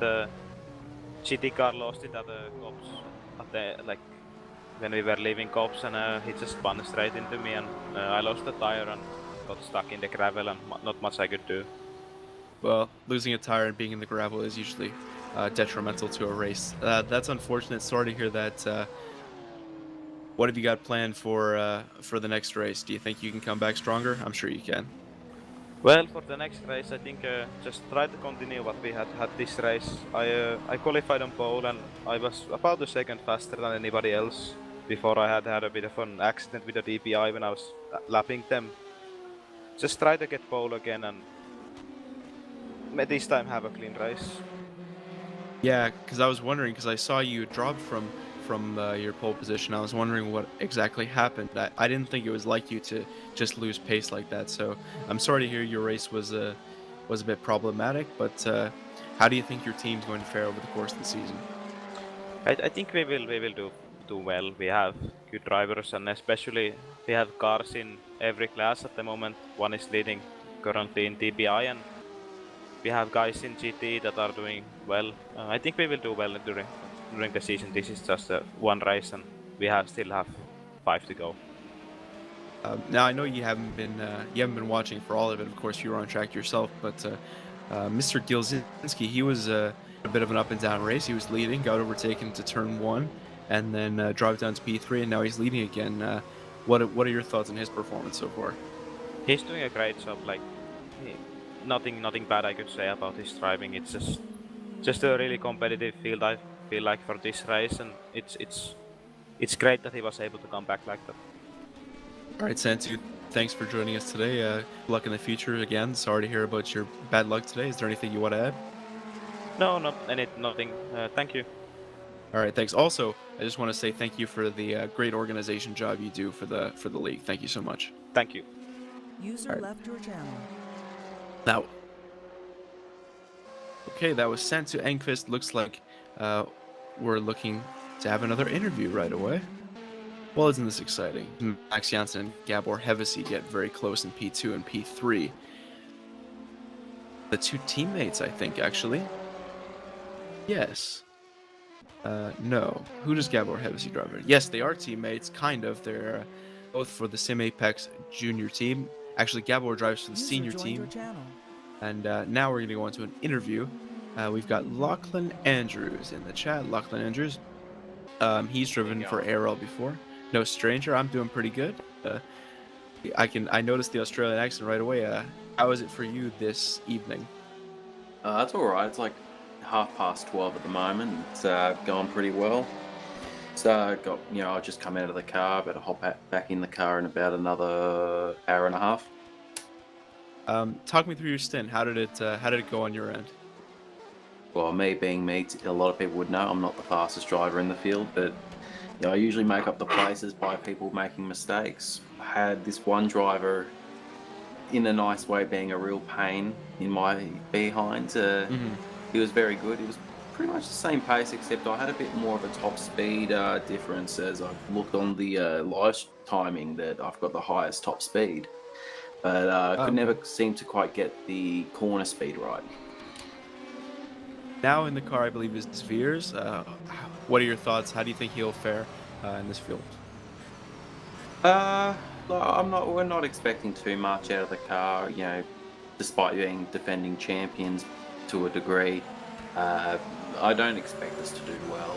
We're just here to have fun, like we have been from the start with ARL, and probably pretty much pick up the pieces like vultures we are.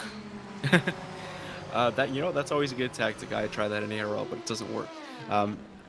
So you are the defending champions, Scuderia Ventus. Congratulations, first of all, on your win last season. How do you think you'll fare over the course of this 6-round championship? Well, to be honest, most of it, the credit goes to Santu. He did a great job for the team. There were circumstances that he's racing for another team this season. I do reckon he will do well with his new team. Us, I think we're just gonna, with such a huge class of drivers and teams in the field from the first season, I don't really see us get anywhere near contendership of the championship. And we're just gonna truck along and just burn the midnight oil. Well, I've got some good news for you. You are beating Santu Engqvist at the moment, your former driver, because, well, not necessarily good news, but he has retired. So you are going to beat him in this race. Congratulations on that. But yeah. Well, it's not something we want to. We don't want to beat a driver by someone retiring. We want to beat them on the track in terms of pace. Hopefully, he's a very fast driver, and the team he's racing with are very quick, so they're bound to bounce back in the next few races and be in contendership for the championship.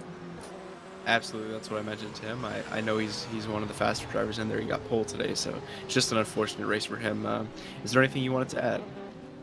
Well, this weekend I've been trying out some new pedals. I've got like some Simworks pedals and trying to get used to them with the load cell. So my legs are going quite numb because of how heavy they are to brake.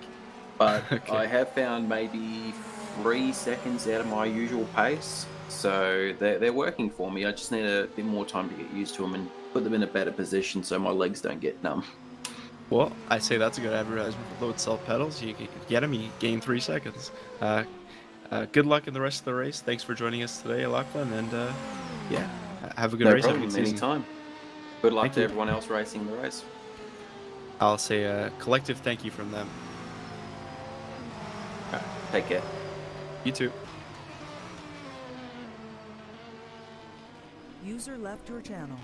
So that was Lachlan Andrews for Scuderia Ventus Racing, last year's champions, as he mentioned.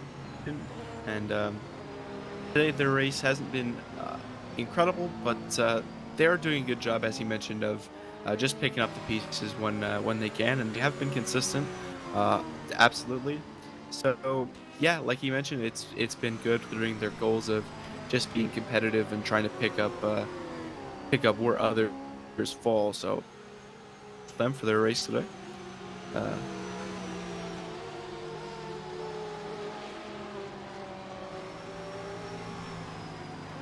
Looks like we got a bit of a glitch in live time because it says Ayman Hakim still in the pits, but let's get into this nice battle now between Simon Marshall and Dylan Tarbiton, the Rookie Monsters teammates, about to go at it.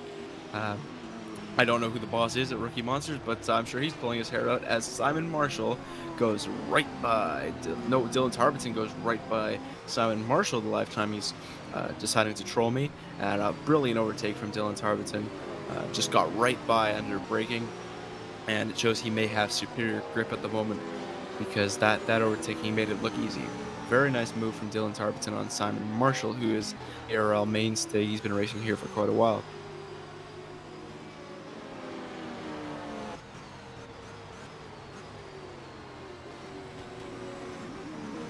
I'd like to get the live timing open actually so I can see the full field. Bad commentating of me to not actually have it open. But we have a battle now between Gabriel Bejarano and Jesus Canuto for P12 in the race. Looks like they're both in a very similar Porsche car. They may even be teammates both. So we have both number 911 for the Porsche car, so interesting. Can't really tell which one of them. I can't work out how the teams are going because neither of those cars are on my list, but either way, nice fight for P12 between the two. Bejarano has the slight edge at the moment as the P2 comes up to lap Canuto and Bejarano. Looks like Bejarano's run was a little bit compromised into there because the LMP2 did get a little bit impatient. Can't blame him. As an LMP2, you always want to move on with your race, but still a little bit detrimental to the race of Bejarano. Take a look at the race information. I can find the live timing. There it is. Absolutely beautiful. Now I've got to get my setup all ready to go for the next 2.5 hours of ARL racing action. And action it has been so far. I'm very pleased with it, with the racing we've seen thus far. A lot of overtaking, quite a few storylines, including Gielzinski's march back through the field after being put down into P3. Looks like there's been some movement in the LMP2 field because Mika Hakimi is nowhere to be seen, although he may actually, I believe Ayman Hakim was his teammate here. I think he swapped out for Mika Hakimi. His teammate is listed as Amir Havik, but I think it may be Ayman Hakim on this occasion. Maybe he's a reserve for Blue Steel Racing. I know Ayman Hakim is a Malaysian driver, much like Mika Hakimi, so I wouldn't be surprised to see them team up. And I think that is the 10 car. So that's the 10 car of Blue Steel Racing in P3 at the moment. Leading the class is Lee. Once again, I forgot his name. I apologize, Bentley. He's still leading after a bit of a topsy-turvy race. They've all kind of had a race like Bentley, I believe, was in P5, P6 at some point, and now he's leading, although I think he still has a pit stop to make. Jurika Slovanac doing quite a good job in P2. He's also had an up-and-down race at the Royal Blue Racing car. Nice job from him today. 12 seconds off the lead. Ayman Hakim, it still says he's in the pit lane. He's definitely not. Pascal Eggert, P4 for Sim Apex. Not their best day either. I know they want to be fighting at the front, but for Pascal Eggert, I think it's a solid debut, and I know he'll look to improve in future rounds. He's a very competitive lad, as is the entire Sim Apex open pit. But P4 for now is absolutely nothing to sneeze at in a field of 11 cars. In P5, that is a name I'm going to struggle with. I believe that guy is not listed for the Penguins number 3 car, as we see Jesus Canuto go up the inside of Gabriel Bejarano. Nice move by him, and he's got 12 right back from Bejarano. This is a nice little battle shaping up between them for P12. No points for P12, of course, in Ace Racing League, but of course it's a matter of pride, and if you're down in P12 and P13, you do want to get as high of a position as possible, as you always do in racing, but especially when you're fighting over the wooden spoon, so to speak. So Canuto moves up to 11th as someone's in the pit lane. Gabriel Bejarano now is in 12th, and they're only one position off a singular point.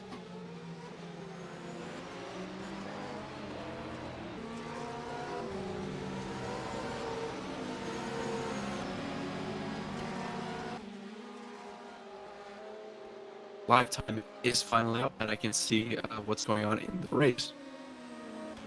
Finally. Unfortunately, I don't get classes on here, but I bumped my opponent plate. Let's take a look at the DNF so far. We've had Tommy Smith DNF, Various Andre for Sim Apex, unfortunately. Sent Engqvist, of course, we talked to him earlier. Disappointing for him to be DNF'd after such a promising start and such a promising qualifying. And Bertrand Savagna, actually, I didn't notice that either. Bertrand Savagna, who was competing at the top of LMP2 earlier in the race, has actually DNF'd. He'll finish 35th overall. I've just noticed an incredible name that I didn't see on the list. Dionysus Barrios. Wow. That's right. For the number 218 car, which is not listed, but I'm certainly glad he's joined us because that's an incredible name. Oh, the man of the hour, the man of the 2 hours, and he hopes the man of the 4 hours. Bill leading the way. He seems to have consolidated that top spot over Roger, who's P2, and Luca Gray in P3. Those cars, the number 95. Oh no. the number 65, I think that is, although can't really read the number of P2, but that's Roger. Then Luca Gray for 360, P3, and Dylan Tarbiton still hanging on to P4 in that rookie Monsters car, Simon Marshall P5. Now here's the man himself, Gilsinski. He's been doing the work for, sorry about that. He's been doing the work for Seawolf so far today. All the work. I can't help but feel a bit tired in the car, although his pace certainly hasn't shown it. He's been very consistent throughout the duration. His teammate, who hasn't seen the track yet, is in fact Jan Katau. I don't believe we've seen Jan Katau in an ARL race before, but so it'll be interesting to see how he can hold on to Ben Gilsinski's lead as a GTE is considered on the entry to Maggots. I think that was a bit of a heart and mouth moment for Ben Gilsinski. He was expecting the GTE to stick to the apex or the outside, but he stuck both somehow. Ben Gilsinski, though, no worse for wear, no harm, no foul, of course. As we get on to almost the latter part of this race, 1 hour 40 minutes gone so far.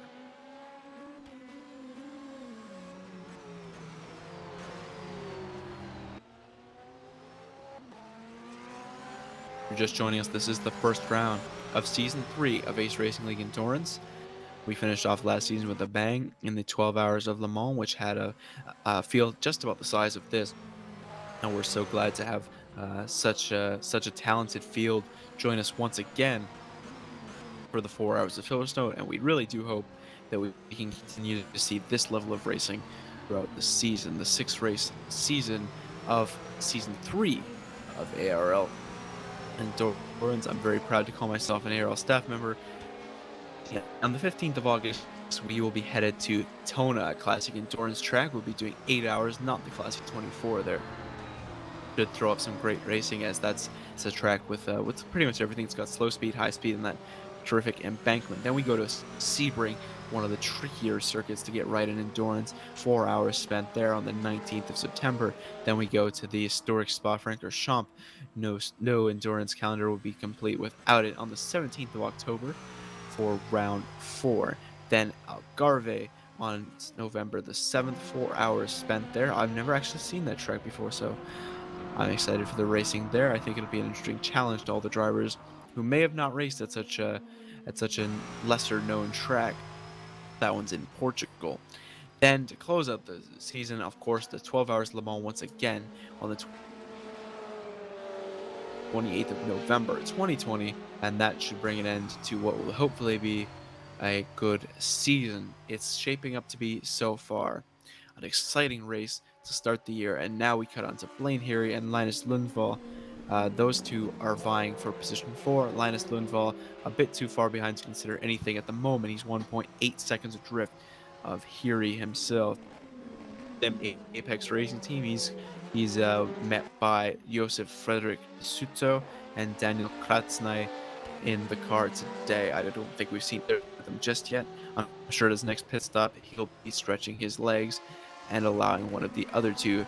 Linus Lundvall racing for Seawolf. He was previously of Sim Apex, but today he goes with Ben Crooks for the Porsche Seawolf Net Race Motorsport number 74 car. They're currently in P5, just barely on the leaderboards of GTE on the left-hand side. He's racing very nicely today. He's always there or thereabouts in P4, P5, consistently to stay there. Nice job from Lundvall. The point system is 25 points for first, as we see in F1. It's just the F1 point system times 3, although I believe the points are less for a 4-hour race. I just want to get the point system for Ace Racing League Endurance. Take a look. Yes. So 4-hour events, one system. So 25 for first, 18 for second, 13 for 15 for third, 12 for fourth, 10 for fifth, 8 for sixth, 6 for seventh, 4 for eighth, 2 for ninth, and 1 point for 10th.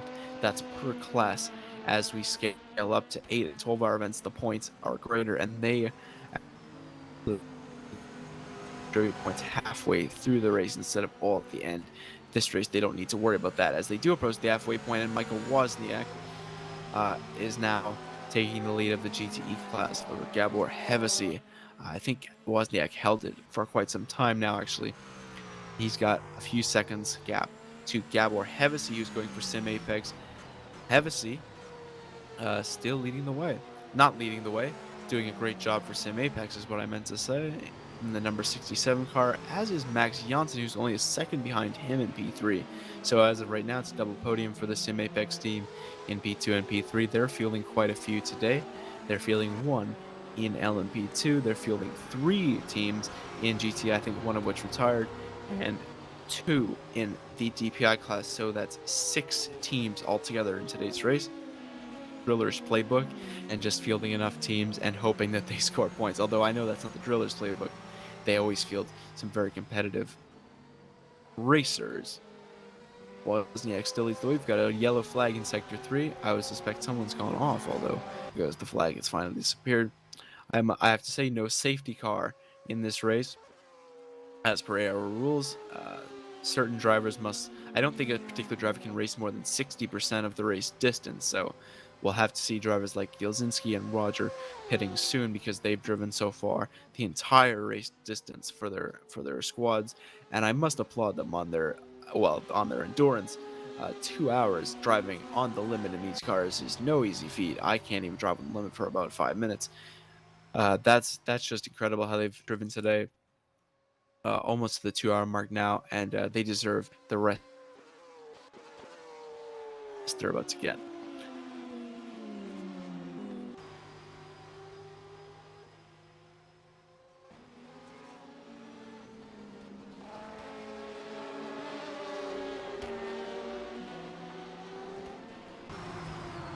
Now we take a look at Blaine Heary and Linus Lundvall. The gap has closed a little bit as we last saw them. It's now within 1 second.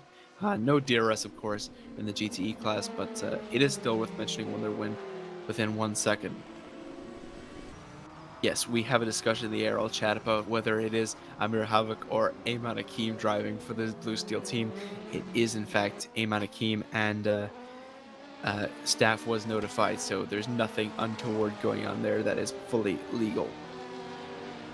Apparently, Amir Havok can drive for the Blue Steel team, so Ayman Hakim, who is actually an Ace Racing League race winner, is taking over the driving duties in the Blue Steel car. He won the first race of Ace Racing League Formula 3 this season after setting the fastest time in the practice session, so nice job to him, and glad to see him back in an ARL event.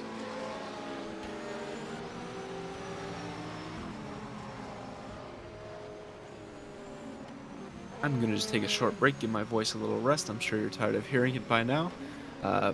Please enjoy the musings of Blaine Heary and Linus Lundvall as they look to consolidate each of their positions. Well, Blaine Heary looks to consolidate P4, and Linus Lundvall look to steal it from Mr. Heary. I'll be back in a moment.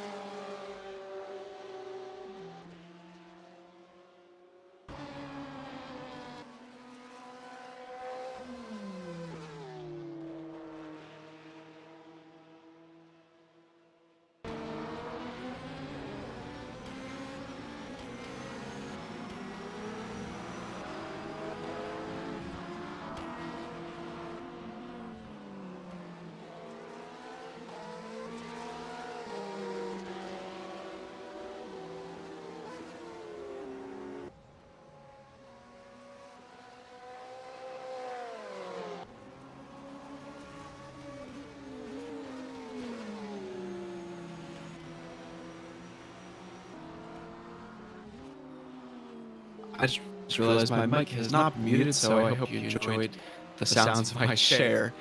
Sorry about that. Won't happen again, but I'm going to rejoin now as Blaine Heary and Linus Lundvall appear to be Sound ready muted. to throw down the gauntlet. Blaine Heary leads by 3/10 to Linus Lundvall, who's been slowly reeling him in over the past few minutes. 3/10 behind is Linus Lundvall, and I know he'll be looking to make the grade for Sim Apex and take P4 in this class. I believe that would be a 2-3-4 for Sim Apex, so it's a bit like the F1 jokes how Mercedes just got a 1-2-3-4, except it's actually a 2-3-4 for Sim Apex. They've always been a top competitor in the GTE class. Their cars are typically very competitive, and Hammedey, Janssen, and Lundvall have proven it so far today.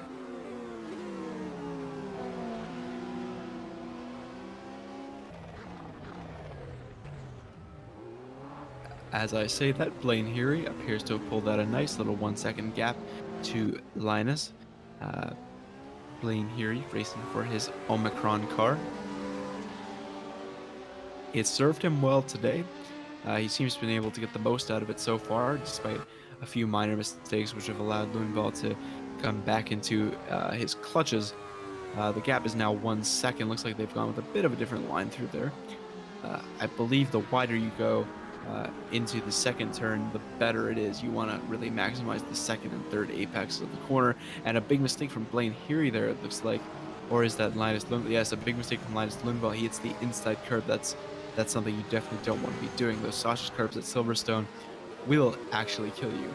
They will send you on a one-way ticket to the barrier. They will give you a one-way ticket to the barrier. So, yes, you have to be very careful, especially in the high-speed stuff, because they do not hesitate. They're angry curbs.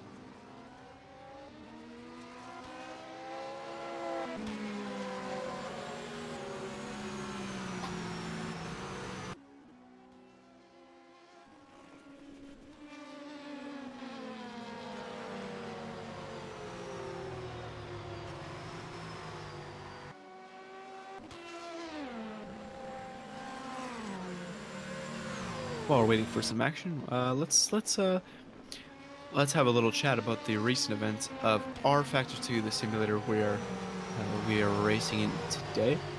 They recently had a new update with the Ferrari 488 GTE car, and that's what we're using today. We've seen quite a few Ferraris in the mix. I believe Linus Lundvall is sporting a Ferrari. No, sorry, Gabor Hevesi is sporting a Ferrari, as are quite a few other drivers. And along with it came a graphics update, which means the game looks quite a bit better than it normally does.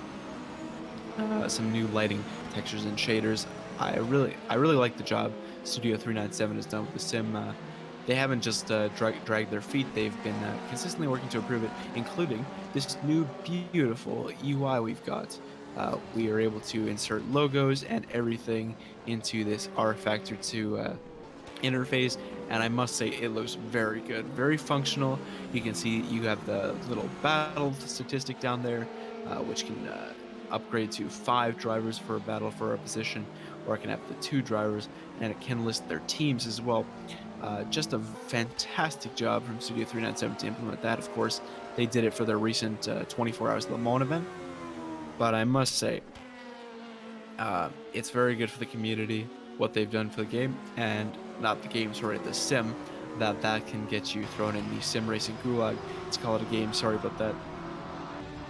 But yes, they've done a very good job in the sim, working on it and getting it ready to for real sim racing events. And this I believe does qualify as a real sim racing event. We've had some good action so far in the race.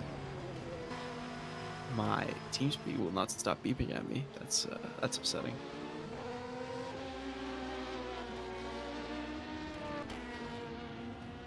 And we've got a car off. That's Connor Bell for the ESRG racing team. He made a little mistake and he's gone into the grass on the inside of, I think that's Cops. This beeping is killing me.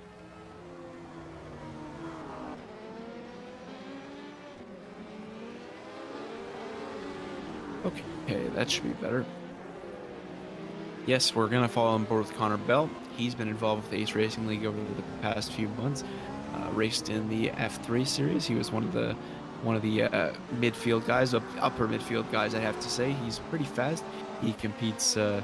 He's competing for podiums mostly in ARL, but recent luck hasn't been on his side. And now he's in the, I must say, nice blue and black livery of ESRG Racing, along with his good friend Ross McIntyre. Those two, unfortunately, not having the best of races at the moment in P14. I don't know if the guy following them is for position or not. Looks like a Thriller's livery. I can't entirely tell. He's following Gabriel Bejarano, who is 5 seconds up the field. I can't tell who he's being followed by, though. Actually, I can just check the live timing to see that.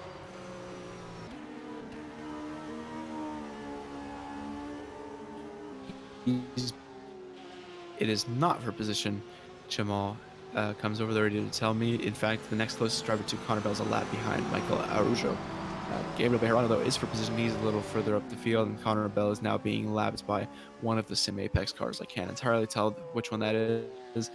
The entire Sim Apex team, all outfitted with Ferraris in the GT class.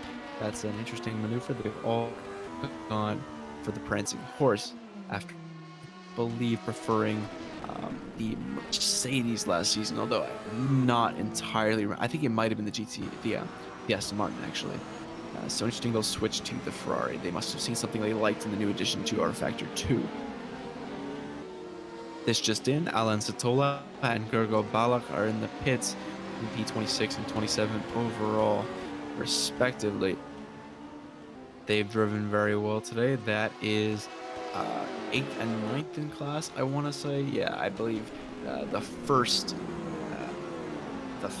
cars in the GT class are in about 17th, so 19th, sorry, would be the first car. There's the Scuderia Ventus of Mr. Lachlan Andrews, who we spoke to earlier, doing a job on Chris Gitsov.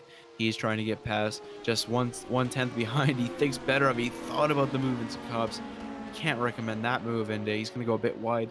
Makes a bit of a worse entry, but it's Dionysus Pharos actually for the SV team going through Maggott and Beckett's now. My mistake, it was not Dennis Fears. Apparently Dionysus Pharos is going to take over for the number 77 Scuderia Ventus car. Yes, indeed.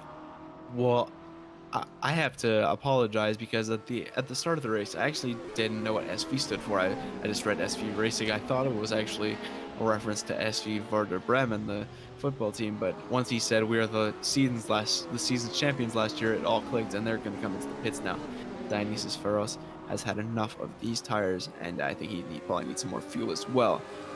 So Dionysus Pharos, after a nice stint, I must say, comes into the pits from P6 in class.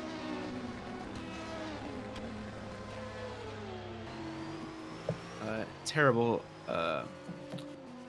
development. I'm out of coffee. Very sad.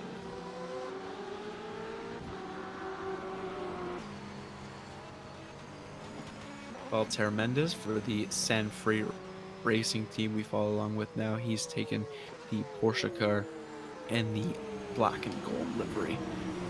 He's in P12. They're listed as stock on live timing, so I'm not entirely sure what that means, but they are the stock car, apparently, and they're doing quite well. P12 for Valter Mendes. I think this is his first ARL appearance, so not a bad job on debut, I must say. He's teamed with Laird and Souza at Sanfree, and both of them, I think, are making their first ARL starts. Got a blue flag waved for, I believe that's Valter Mendes. I think he's getting lapped by another GT.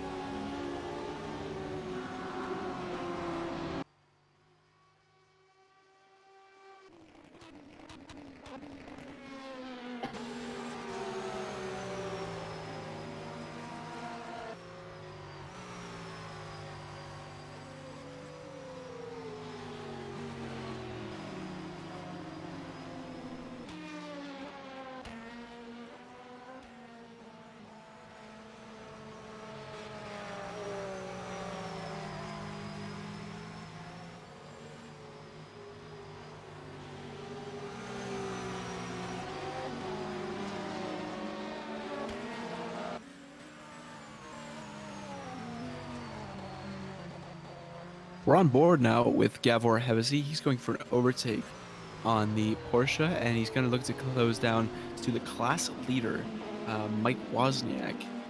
He's been driving very well today, both have, and now Gabor Hevesi is on his back once again. Not in his back, but in his mirrors. Those guys going for the Porsche Seawolf Racing Team, and Gabor Hevesi driving for Sim Apex. Sim Apex looking to hit the apex of the GTE class, but they have work to do. 1.9 seconds of work to be specific. They have to close down a very consistent Mikhail Wozniak.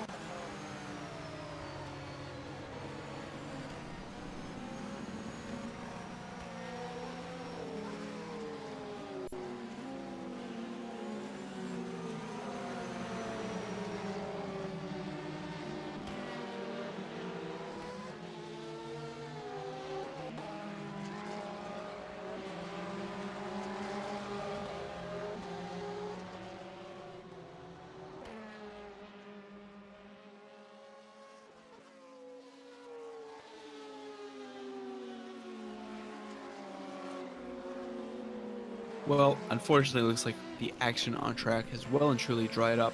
Pascal Eggert, Patrick Silvazzi, and looks like Gitsov are all in the pit lane now for their stops. Ayman Hakim still leading the way for Blue Steel Racing, and the number 28 car, Drillers, has been taken over by Danny Robbins, so Samuel Bentley finally gets a break. Patrick Silvazzi is out of the pit lane. Pascal Eggert is now making his stop for Sim Apex. I believe he will be joined by either Peter Schooneman or Stein Prince, the Ace Racing League champion to be. Either one of those are very solid drivers, and I know that they'll be looking to make up a few positions for the Sim Apex Racing team. In fifth, that's the 77 car of S4 Racing, is now being taken over by Sparads. He's not on my list either, so the Scooter Aventus team is in big trouble after this, because I've now announced one false driver and I haven't seen two actual drivers who are driving for them. Now, Walter Mendez and Jesus Canuto are going back at it again for P11. These two, again, as Roger and Gilzinski were earlier in the race, Walter Mendez and Jesus Canuto are close together once again. Jesus Canuto thought about diving up the inside at Cops. He didn't do it, luckily enough. That would have ended in tears, I'm sure.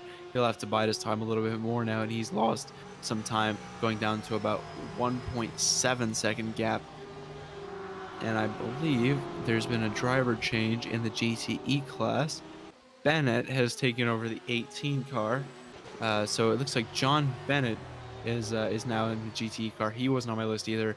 BMW ESRG Racing had only 2 drivers listed, and it is okay. I have just received word that someone wants to be interviewed, but before that, I'd like to note that Stein Prince has taken over the 4th placed Ferrari Sim Apex Junior Team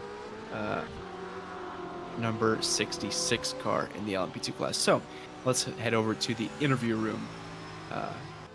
Cemal, please bring in our guest.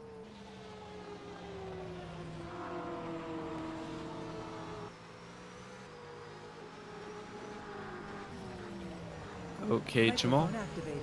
if we've got a Sound guest, please bring them in. muted. Okay.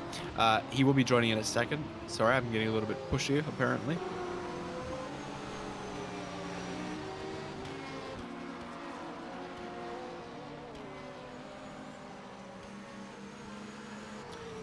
In the meantime, we'll look over Mendez's and Canuto's battle. It looks like Jesus Canuto may have made a bit of a mistake.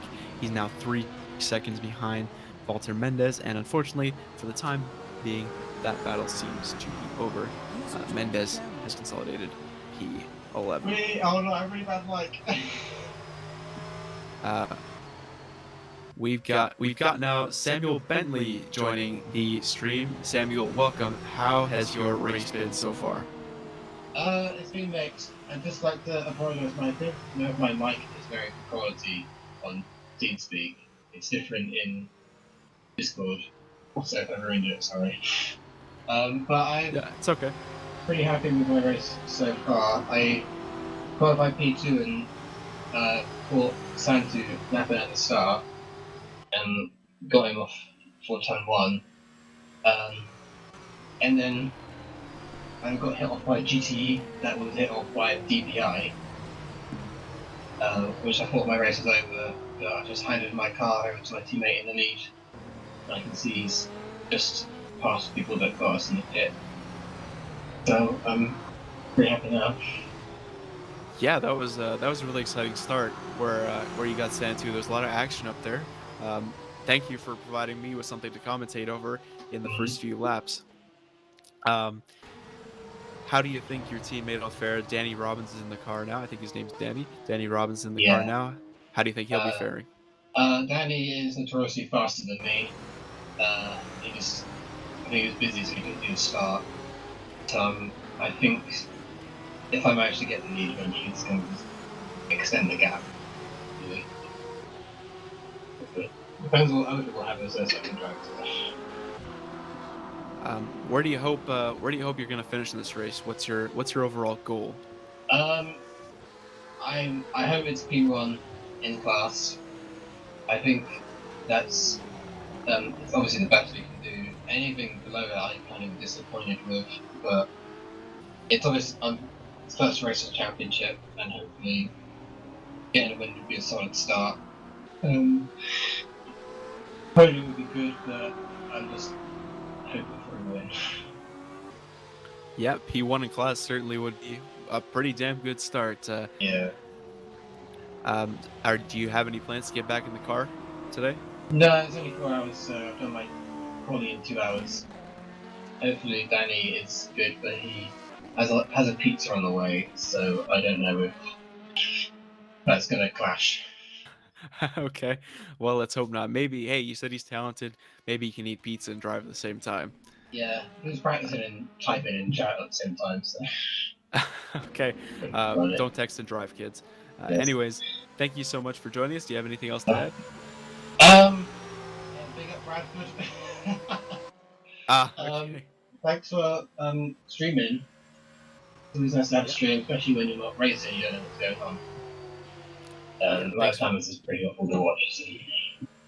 Yeah, thanks so much for joining us today. Thanks for driving, and we appreciate you coming in to give an interview. And congrats to Bradford. Good luck. Alright, thanks, bye. Bye-bye.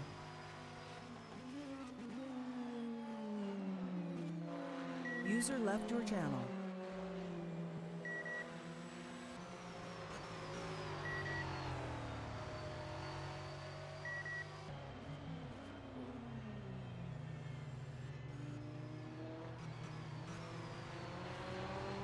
So that was Samuel Bentley driving for the currently first placed LMP2 car. Danny Robbins is now in the car. We've got another interviewer now who wants to sit on the hot seat. He'll be joining us in just a moment.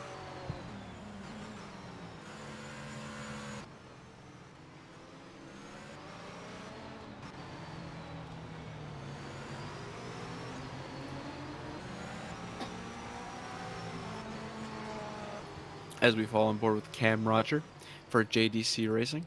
He's now in P2 after the earlier tussle he had with Mr. Bielzinski, I think it is. Bielzinski, yes. They're still... Roger is still in P2 in class for the number... That's 95 DPI. Yes, it is the Acura F1RO Endurance, although neither of the drivers are listed that have raced today. We have Mihai Belascu and Petra David in for number 95, but I haven't seen either of them so far. But I gotta say, Cameron Rogers done a great job driving for this team so far. He's given us some exciting some exciting racing to watch, and he's been consistent for his lads in the garage as well.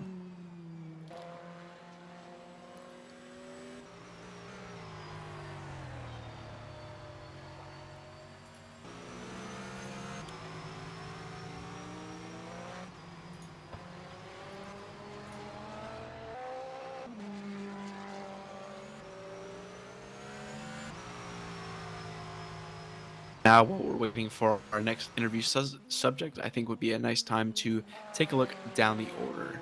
We've got Jan Katau User leading the joined way. your channel. Oh, now we've got our interview subject. It's Chris Gitsov.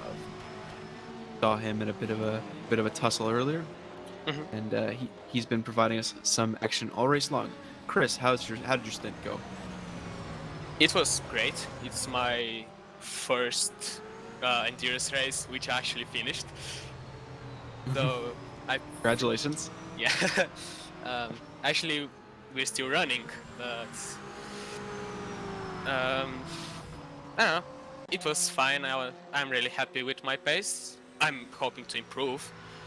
Certainly, my setup wasn't really comfortable to me. I tried to tweak some stuff before the race, so I tried to take it easy and to take opportunities that might have given me an extra position, but might have also ended up with DNF, which is not something I would like. Yeah, you had a few little tussles in the middle of that stint. Tell us a little bit about some of that. You encountered some traffic and you did some overtakes. Yeah. It's a bit new to me with all this traffic, with not being actually the fastest cars, but instead having the DPIs, which are faster, and it's a bit confusing when there's an LMP2 car and a DPI car, and I think I lost a couple of positions because of that, because I was getting lapped and I didn't really see the driver who was behind me and who is actually something which is kind of a shame, but Well, it's okay. And yeah, that's definitely something that you pick up on as you go in endurance. It is a bit tricky to get used to having a car around you every 5 minutes. So now you've got your teammate. I'm gonna absolutely destroy this name, Maciej, in the car. What are your hopes for his stint? to do well. Okay, of course. Ask a stupid question. No, it's not stupid question. It's totally understandable to ask me. We're still both pretty new to this whole endurance thing. I'm personally coming from the F1 franchise games, and it's really different than what is there, as it's more of simcade than actual simulator. Yeah. But also it's quite different, like experience and everything. Yeah, that's a big jump coming from the F1 games to rFactor to endurance. But I've got to say, you've done a very admirable job.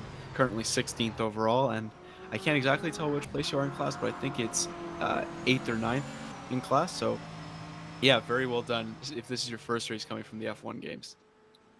Yeah, thank you. Anything else you want to add? Let's hope I do better next time. Well, that's always the goal, isn't it? Yeah, the motivation is something that keeps you going, and when you see that there are a lot faster guys, you tell yourself, okay, I have to practice more for next race. So I'm certainly going to do that and hope that next race is even better for me. All right, thank you so much. This is Chris Gitsov. Thank you for joining us so much today, and thank you for driving ARL. Good luck with the rest of the race. Thank you. See ya. User left your channel. All right, so that's not all for the interviews. Next, we're going to have Max Janssen, who is a part of the Sim Apex team, who is currently running in first. Przemysław Machika, who I definitely didn't pronounce right either, is currently in the car. Max Janssen had a very, very good opening stint. He held P2 for most of it, and I think they've got P1 now in the pit strategy. So it'd be interesting to hear from him how his stint went. But I think I have a hunch he might say it went pretty good. They're leading the way at the moment. Przemysław is also a very experienced GTE driver, and I think he was a part of a Sim Apex race winning team a little while ago. We've got Max in the chat. Hello, Max. Hello guys, how are you guys? We're doing pretty good. I'm happy to be commentating. Max, how'd your stint go? I know. I'm assuming you're gonna say pretty good. Yeah, I mean it was pretty good. It was my first ever stint in rFactor 2, so it was really nice, and yeah, I did that very bad. I didn't really have any problems, so yeah, I had 3 off track, so my teammate has to watch out for that. But yeah, it went pretty great. Naughty boy, Max. Przemysław's in the car now. He's a very experienced rFactor 2 driver. What do you expect from him? Yeah, I just hope that he can take the car home. That's all I care about. Just hope he's gonna do a good job. He's definitely really experienced. So I would assume. Sorry about that. Excuse I me. would assume you're expected to win now. Win? I'm going for the podium, but yeah, not a win. I hope we can go for the podium. Not a win. Nah. Well, it's too ambitious. sorry, it looks like the connection's a little bit bad. Yeah, it's cutting out a bit. But anyway, yeah. Thanks for the Anyways, thanks, Max. This is really bad. I can hear myself in your voice. Oh my god. I'm gonna hop off, guys. Good luck. It's okay. Okay, thanks for joining us. Good luck with the rest of the race. Yo, see ya, guys. Bye-bye. We have one more interview. They all want their moment in the sunshine. No, just kidding. I'm glad that people want to join in the fun.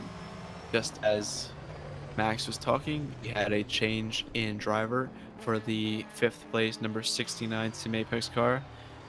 Or maybe we haven't, because my list says Nikolai Navort twice, so maybe Nikolai Navort and his twin are driving the number 69 car.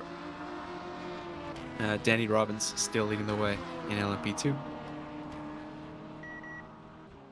And we cut on to Aiden Williams, whose race is unfortunately over. He's running in P8, and he has retired the car. Yanis Orzakowski, he's joining us in the commentary box. Yanis, how are you doing today? Yeah, I'm fine, and you? Well, I'm pretty good. I'm commentating over what's been a really good race so far, so I'm quite happy. How did your stint go? Yeah, I think it was good. I thought it was good, but we are just currently in.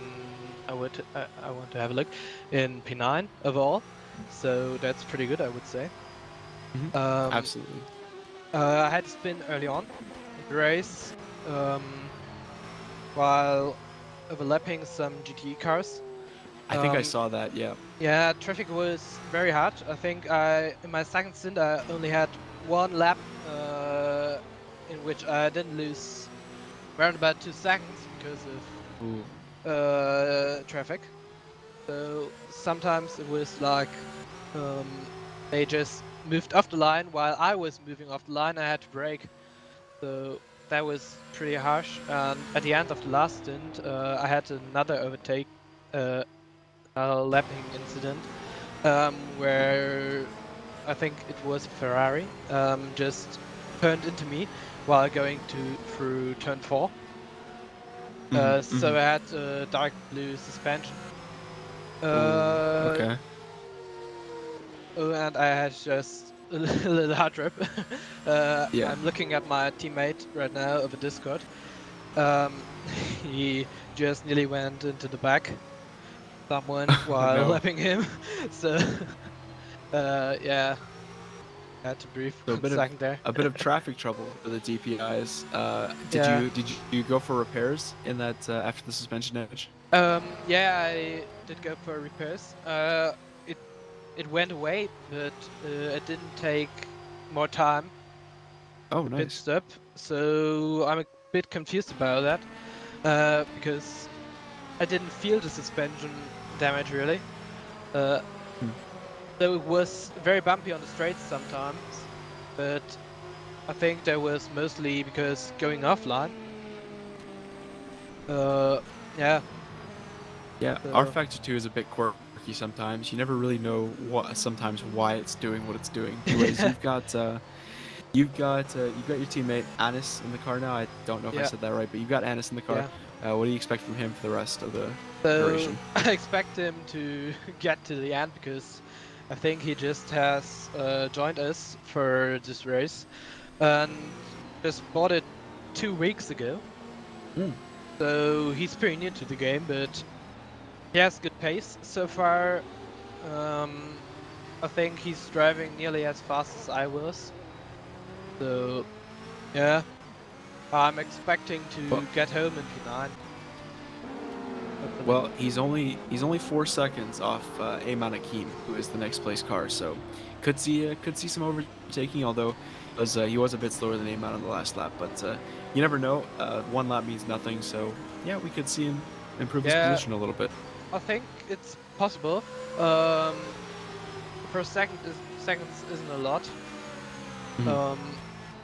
But I know I had him. I was just behind him at the end of my 3rd stint. I had trouble to get past. I think it could have been because of the suspension damage. So we have to wait and see if they're able to get past. But I will instruct him if he can. Well, thank you for joining us. Good luck on the rest of the race. Thank you for having me here. No, just I want to wish everyone a really happy race, and I'm going to shut up because I'm really sweaty. Well, isn't that sweet? Enjoy the rest of your day. Yeah, thank you very much. You too. Bye. Bye-bye.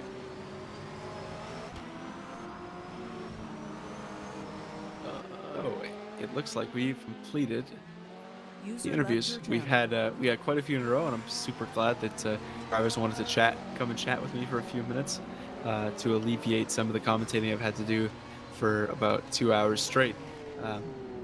Josef Frederick Suto has taken over the number 80 Omicron car from Blaine Heary. He had driven the entire race previously. Now Suto is going to take over in a podium position currently. Alan Satola is just 7 seconds, I think, although it could be 17. I can't make out the number there, but he's somewhat close behind, within striking distance. If Suto to make a mistake, Crooks for the number 74 Poor Seawolf racing car is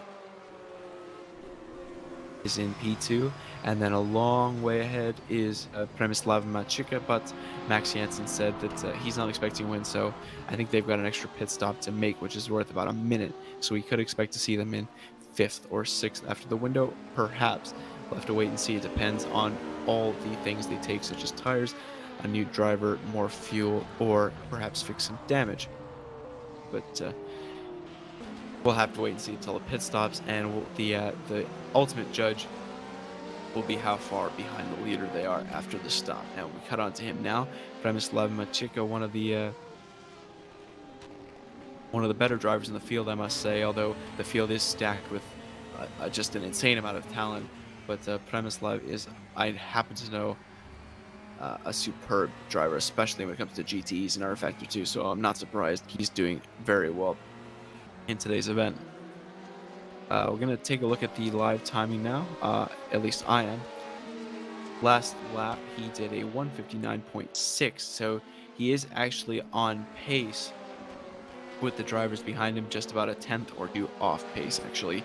But again, that was 1 lap. He perhaps could have made a mistake, and it is worth noting if the gap is going to rise or fall. If it rises, they've got a chance at a really nice spot in this race. But I'm sure Linus has a few tricks up his sleeve to grab some better lap time. It actually occurs to me that live timing will show me his previous laps. In his previous laps, he has done. Actually, it's not showing me. Ah, yes. He recently broke into the 59s. His previous laps are all in the 2 minutes. At this point, I'm going to go and take a small break. I have to get another drink because my throat is dying, and perhaps use the bathroom. Thank you for tuning into ARL. I'll be back in a moment.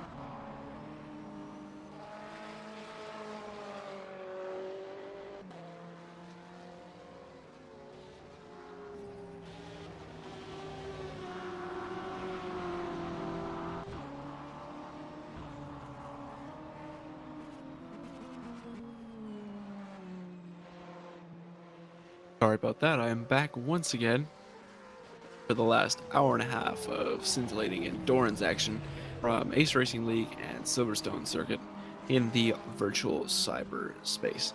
David Aguaron is in 11th, followed by Michael Arujo for the 01 GTE car. Apologies for that.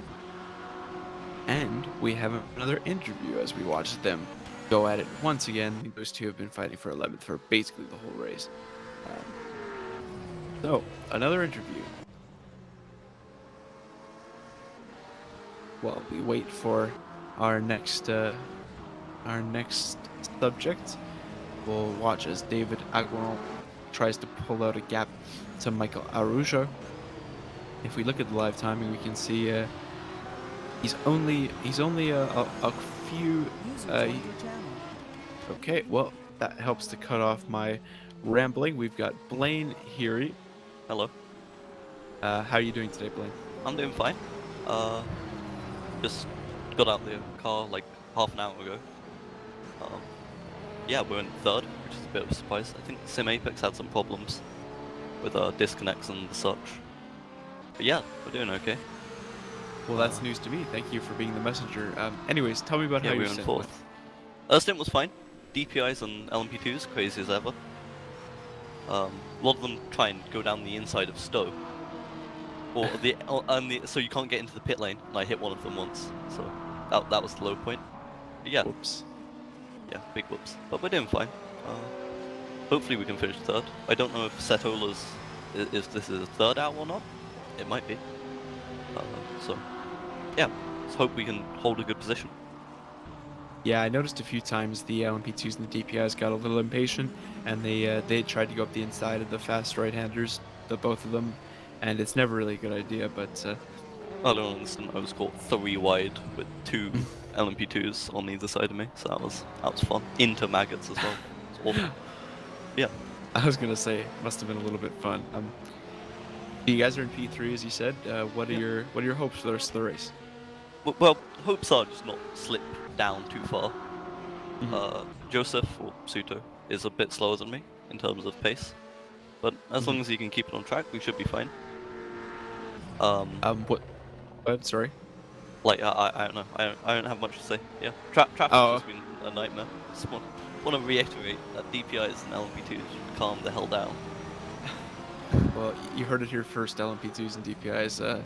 Blaine says you gotta calm down. Yeah. So Suto's in the car, and an hour and a half left to go. How many? What's your pit strategy for the remainder? I'm sure you've got to go at least one more time into the pits. Yeah. So GTs in general have an hour stint worth of fuel, and Silverstone absolutely destroys tires. Yeah. Especially the front left. Yeah, the front left just cries constantly. I believe the 74 Crooks, or I think that's Lundvall's car, but I believe they're on mediums. I'm pretty sure. I think the Sim Apex car is on softs, but the Sim Apex car has one of the best setups I've ever seen, I think. Or those guys are all like half aliens. They're really good. So. Yeah, Sim Apex has a big network where they can get setups from. I know as a member of Sim Apex myself, but yeah, they do get some pretty crazy setup. But hey, you're not that far off the next actual Sim Apex car. No, sorry, that's a Seawolf car. Apologies. Yeah. You're not that far off the Seawolf car, so. Yeah, we've been falling back from them. So I think they'll just pull away into the sunset. We just hope to keep third. I think they'll pull away into the sunset, to be honest. Well, we think a podium on debut is pretty good, I would say. I mean, the team's got quite a bit of experience in terms of just time it's been around now, so we'd hope for a good result, I think.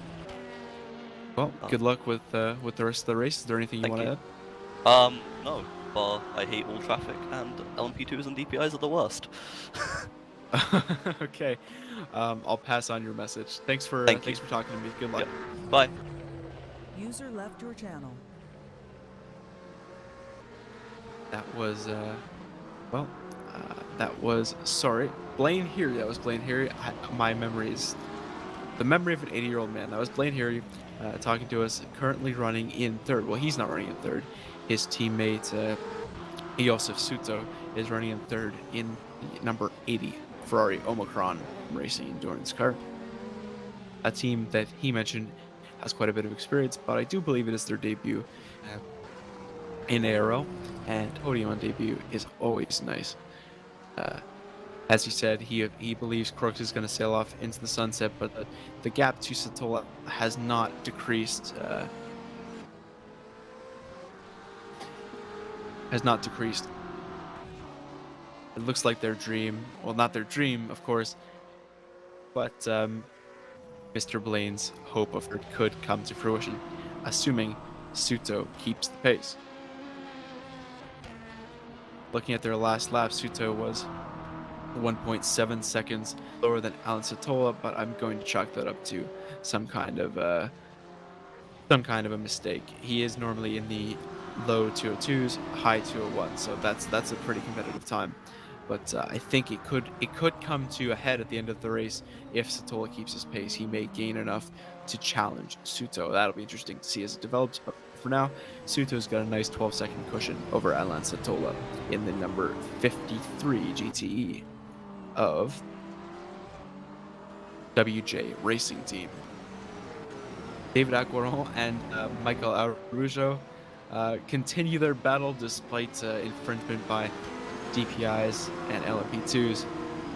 They're all coming around to lap the hefty cars, as I call them, and Michael Araujo now overtakes David Aguaron for P11 on the straight. It looks like Aguaron was a bit held up by the DPIs that were coming to overtake them.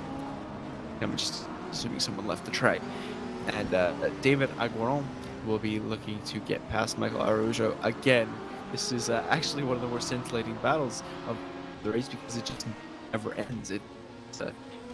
It's a never-ending battle, so to speak. Michael Araujo now in P11. He's the winner for now, but he's still got to hold on for another hour and 30 minutes. How close he actually is to perhaps sneaking into P10. Michael Araujo ahead of, he's close to Ross McIntyre. Last lap, he was 6/10 quicker than Ross McIntyre. He's got to make up he's got to make up 9 seconds to the ESRG Racing Team to think about getting a point. But first, he's got to put away David Aguaron if he wants to push on and take on that blue and black card. It's been a tough road for these two, I think. They've been battling each other for almost the entire race. And it looks like the car's disappeared. I'm very confused as to what the camera is doing at the moment. Looks like we're just going to stare at the Maggot's corner. Now a look into the pit lane. I think we're changing the static camera.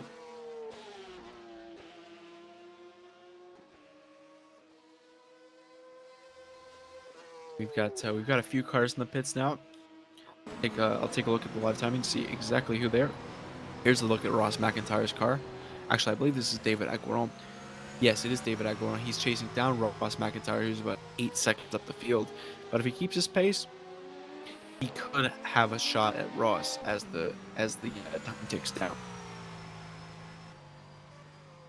We do have a few cars in the pits. It looks like Michael Araujo has retired. Cemal, can you confirm that? I think he's in 27th, but the live timing has his name out. So I believe Michel Araujo has retired. Kevin Ritter, the final GTE car, will be making up 2 more positions into 7th, if that is the case. And David Aguaron is free to attack Ross McIntyre with everything he's got, although he will have to close the gap first of about 6 seconds. It appears the gap has increased over the previous lap, which is unfortunate as action is the name of the game here. We've got just an hour and 20 minutes to go. It's been an exciting 2 hours and 40 minutes far, and there's been no shortage of action, although it appears it has dried up for the moment, as Mr. Araujo has actually disconnected, I think, which is disappointing to say the least. I was really getting invested into that battle for 11th.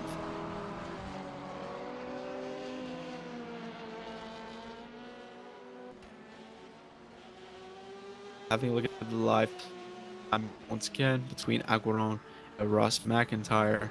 It was actually McIntyre who was a bit quicker on the previous lap.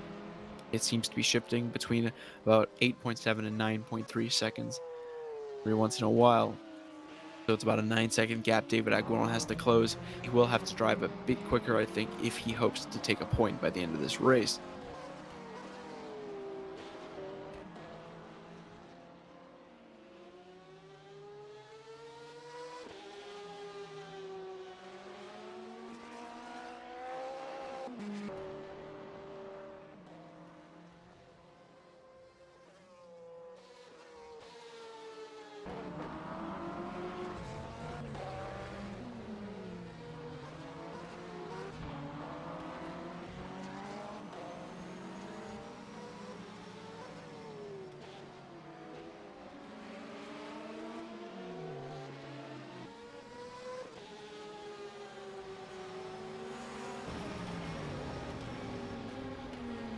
Some unfortunate silence at the moment as nothing seems to be happening on track. The gaps have all kind of created themselves, and the cars are now just getting into their groove and trying to push on.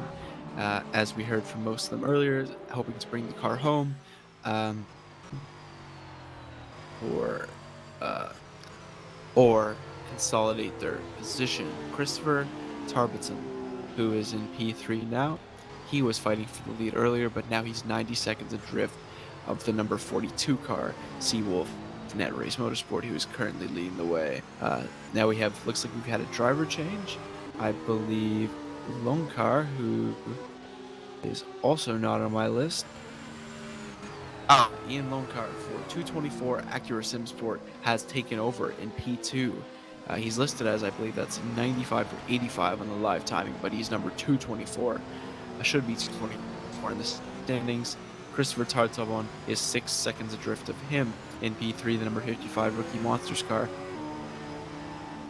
Then it's quite a ways back, a minute and a half back to Angus Tong in the number 73 Rookie Monsters, and then it's Kuyundzic,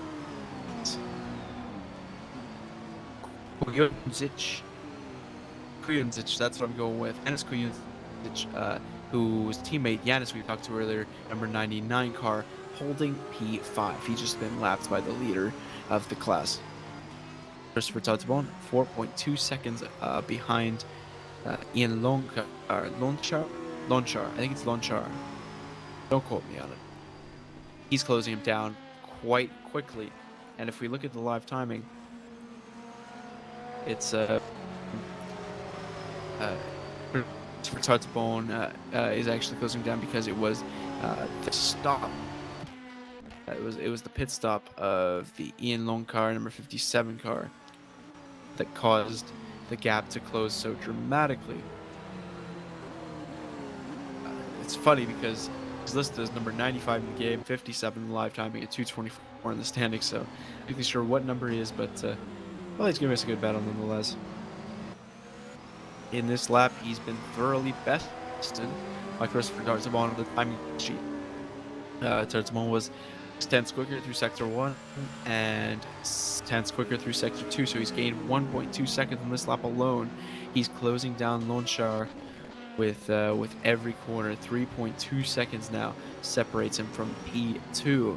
And we are finally going to have some action up at the front of the LMP2s after we had the action-packed first half an hour. Now we may get some action again after the race is settled down. 99.5 seconds, just almost in the triple digits away. The Wolf car that's just been way out in front for basically the duration after the hour after they overtook. They just sailed off into the distance, although they may have a stop left. I don't know if I can see how many pit stops they've made actually. No, they've actually made yes, they have made 2 pit stops, so I believe they are out of sync with the pit window, so it may actually be quite close once they make their pit stop. A pit stop, like I said earlier, is worth about a minute 20, and right now he is leading. The lead is shrinking, so maybe in the pit lane. No, he's leading by about a minute 20.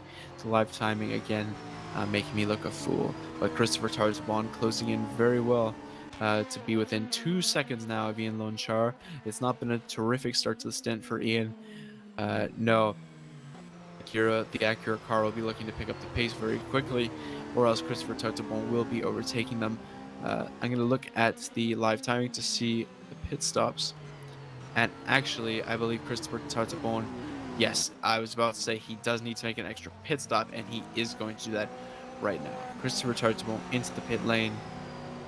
He'll be about a minute and 30 seconds, a minute 25 seconds now off of second, and it will allow Angus Tongue to come within about 40 seconds. That's a negligible difference. What's actually interesting will be to see how Katao and the 42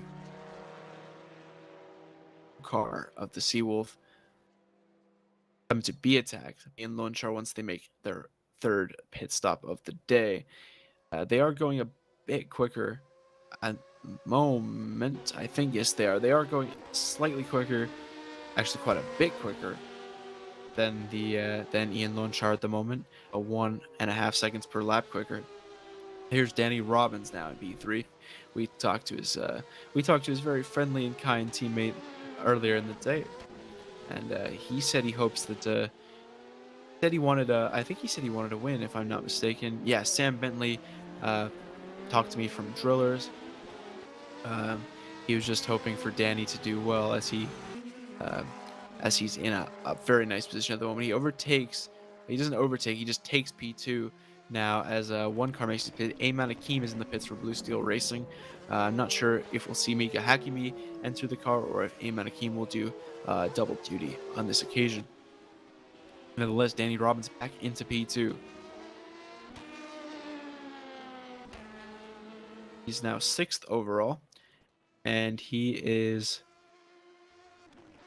23 seconds ahead of Pavlo Ivanichenko, who is driving for, if I can find it. Well, he's not listed in the LMP2 class, I don't think, unless I'm blind.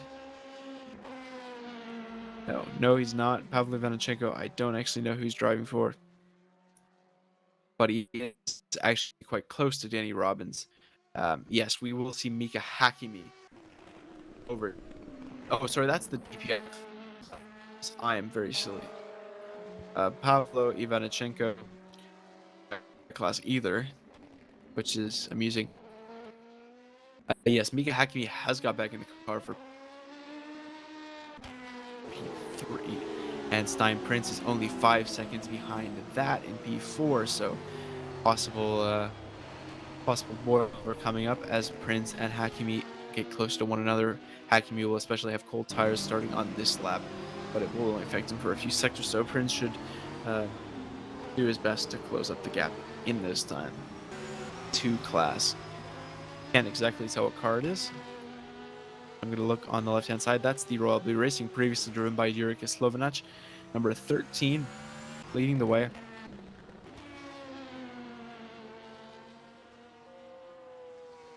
Pat Silvazzi's car, first in class, is still behind on the pit strategy. So while he is a minute ahead of Danny Robbins, who's second, he will need to pit again, and at that point Danny Robbins will very likely take the lead. Yes, I believe it was Sam Bentley who said he wanted the win in the race. He said a win, nothing but a win would be disappointing. We've got a car off in the background onto the grass. I don't know who that is, but Pat Silvazzi is now in the pits to make the aforementioned pit stop.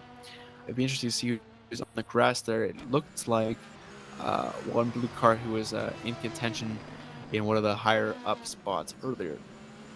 Danny Robbins now is going to close down the gap to Silvazzi. He's in the pits. We see Mika Hakimi and Stein Prince coming close together. Could be setting up for a battle quite soon. These two are no strangers to fighting each other. They've been competitors in the Ace Racing League Formula 3 series before Mika Hakimi withdrew midway through the season. They were actually very close on pace, and they were competing for the championship. However, it's now the old rivalry resuming as Stein Prince closes up on Mika Hakimi. Looks like he's just a bit quicker at the moment, although the live timing will help me to determine that. Prince has been okay. That's not useful.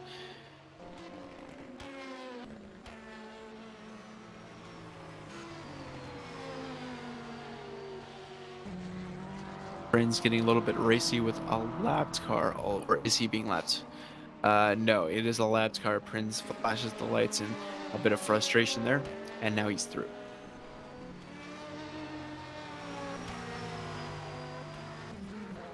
This is not necessarily for position, unless Blue Steel has found a way to go with a crazy alternate strategy, because Blue Steel's only made 2 pit stops, although I know they made one quite recently, so maybe they're trying the 3 stop today. I know a lot of the cars have to do 4 stops, but I'm not entirely sure what the LMP2s are going to do. We have word that Mark Robinson has retired the car.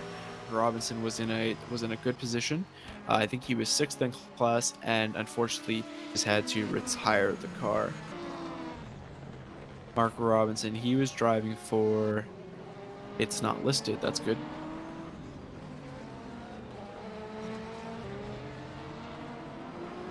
Well, he was doing well. I remember commentating over him earlier in the day, and unfortunately Mark Robinson has retired.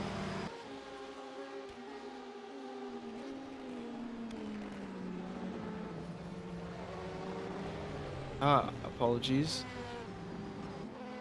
Mark Robinson was Silver Elements driver, number 170, along with Dave Plummer. That they were in the DPI class.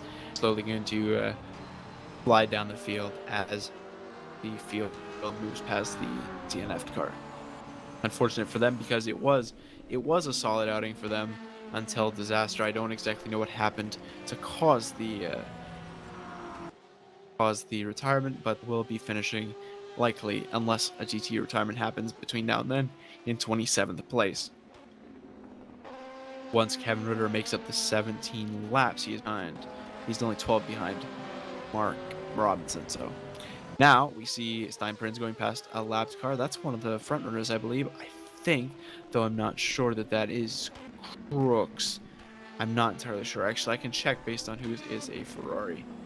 That may be Premislav Mashchik, or it could be Suto. I think that's actually Josef Frederick Suto in the car. Unfortunately, I don't have any sort of guide to tell me the colors of the cars.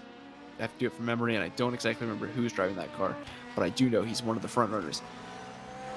Fine.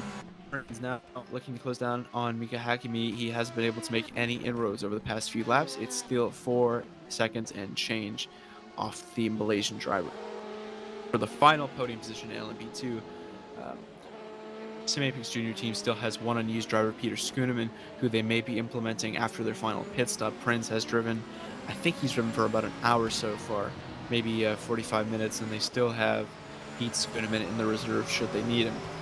Jan Katau is the leader of the overall race and the DPI class. He's a long way in front of the next place car. However, there are no pit stops to make for them. Anyways, there's no pit stops to separate them, I should say.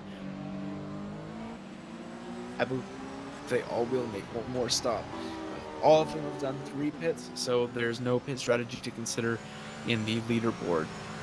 Yeah, Jan Katau is the rightful leader, and he's ahead by a fair margin. 53 seconds to Ian Lonchar, who has 11 seconds on Christopher Tartabon. A bit further back after that pit stop, but he's done well. He's within 10 seconds now of P2. Angus Tong with a 16-second drift of Tartabon. That's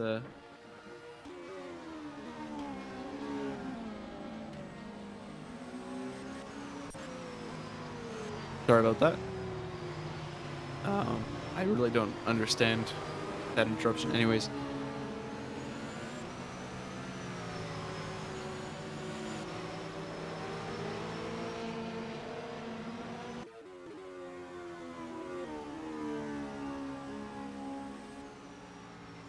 So, as I was saying, sorry about that interruption. Jan Katau, well and truly pulling away with the win. It would take something extraordinary to stop him now, and barring any of that, he and Ben Gilzinski will take what I believe to be, in my humble opinion, a well-deserved win. They drove so consistently all day long. They didn't let it get to them when Ben was overtaken for the lead in turn 1, and they didn't let it get to them when they were down P3 fighting out for the lead. They got the lead and they extended their gap, Lewis Hamilton style, into the sunset with just an hour to go, a quarter of the race remaining. Danny Robbins is the leader of the P2 class. Danny Robbins, though, he has done 3 pit stops so far, so no strategy to consider there. Robbins is the outright leader. Pat Silvassi 22 seconds behind after the window is closed. Mika Hakkinen 63 seconds off Silvassi, just 3.4 seconds ahead of Stein Prinz now. So perhaps Prinz would have a pop at Hakkinen, although Hakkinen appears to be on a different pit strategy. He's only done 2 stops, whereas the rest of the LMP2 field has done 3. I'm not entirely sure what Hakkinen is going for in this pit window, but I think I can't help but feel you have to do 2 more stops. Although if the tires can last, 1 more stop could be the way to go. It could seal them a top 5 or maybe even a podium, depending on how well the tires hold up and how well, of course, the car is driven. I'm just going to take a quick break to get some water and use the bathroom, and I'll be back soon. Enjoy Danny Robbins start driving.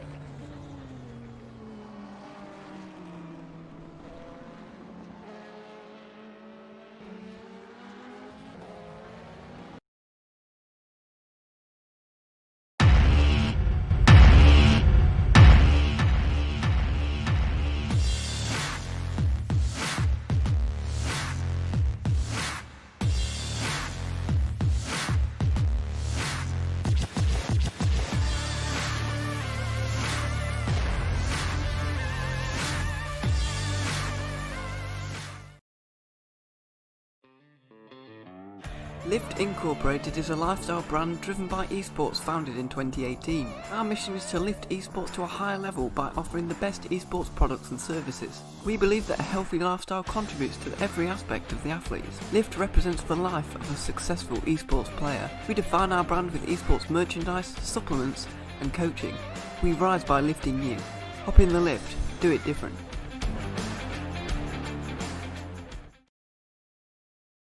Tired of driving single player or trying to host local servers? Then Sadler Computers is your solution. Sadler Computers is the official server host for Ace Racing League Championships. For only £7.99 per month, you can get a fully customizable and fully managed rFactor 2 server with 24/7 operation.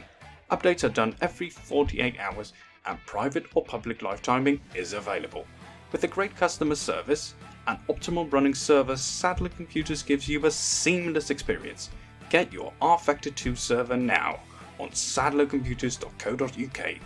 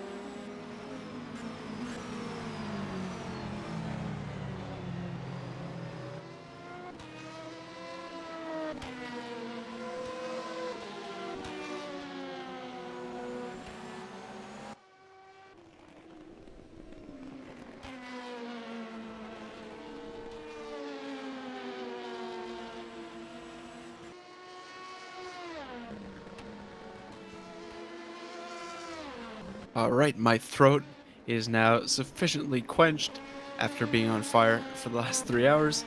I've finally got some water. And while there's a lull in the action a little bit in Racing League, I'd just like to just want to update everyone on the F1 qualifying that occurred today. Hamilton and Bottas, surprise, surprise, P1, P2. They were 1 second ahead of the next fastest car, who was Lance Stroll. Stroll was about a second behind Hamilton, 9/10 just about after Q3. But I'm so excited. I'm Canadian, if any of you don't know, and I'm a big Lance Stroll fan. I'm so excited that he has an actual chance at the podium tomorrow. Checo just 2/10 behind in P4, and then you see the Ferraris slower than the Racing Points, amazingly, in 5th and 6th, Vettel, Leclerc, followed by Verstappen. Kind of poor qualifying for him, 14.8 second lap time. He was in P7, followed by everyone's favorite, Lando Norris. Doesn't matter. Carlos Sainz P9 and was last in Q3, but pretty good for him to make it to Q3. Honestly, he's dragging that Alfa Romeo up the field. No, yes, whatever, AlphaTauri, something. David Ricciardo 11th, Russell beats Albon to 12th somehow. Albon, bad qualifying for him. Don't know what happened there. Ocon 14th. Nicholas Latifi 15th. So Williams is actually showing some signs of life. That's pretty good. Magnussen 16th. Haas not showing any signs of life in this season. Daniel Kvyat P17. Grosjean, and then the actual AlphaTauris are 19th and 20th. Giovinazzi and Raikkonen brings up the field. So Mercedes 1, 2, 3, 4. Ha ha ha. But you can't take away the fact that Racing Point is P3 and 4 for the next race, and Lance Stroll is P3. You can make Daddy Stroll jokes all you want, but you're not going to take away the fact that he's starting on the second row for only the second time in his career. So, yeah, I'm pretty happy. I'm super excited for the race tomorrow now. I really hope Lance doesn't pull an old Lance and crash out. But yeah, it's gonna be. I think it'll be an exciting one tomorrow. Mercedes is just gonna check out, of course, because the Racing Point obviously can't keep up with the Mercedes, even though they are the Mercedes. Yeah, whatever. Yeah, Racing Point can't keep up with the Mercedes, but hey, it could be an exciting battle for P3, which I hope my boy Lance wins. Speaking of battles for P3, Mika Hakkinen and Stein Prinz have been reluctant to engage in one. Hakkini's just a little bit too quick for Stein Prinz to put him under any duress. It's been about 3 seconds for several laps now. Prinz, I know, will be pushing hard to try to catch Hakkinen. That's a little rivalry in F3. 3.2 seconds separates them, and their laps are very similar. If we take a look at the lap timing, or don't.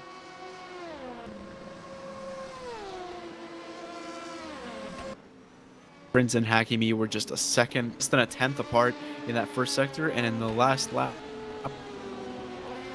Prinz made up 4/10. So, a big slide is going to lose a big chunk of it back. He loses about a second on that big slide, and he may lose a little bit more down the back straight, and that's of chasing down Hakkinen and attacking. Unfortunate mistake there. Not race ending, of course, and of course, 4 would still be a nice result for the Sim Apex Junior team, but I know he wants to chase down Mika Hakkinen and have a little fight for a step on the podium. Hakkinen, meanwhile, has had a very nice drive. The strategy has somehow kept him in P3, despite the fact he's made one less pit stop, and not to mention he qualified. I think he was qualified 10th or 11th in class, so really solid effort from him. I have to say, Mika has shifted more to endurance racing. He races in the 24 Hours in Le Mans race, which had some very famous names. He's been racing in quite a few series, and Blue Steel has made a bit of a name for themselves. And they're about to collect another trophy, P3, in the ARL 4 hours of Silverstone. There's Mika Hakkinen himself, the blue steel livery.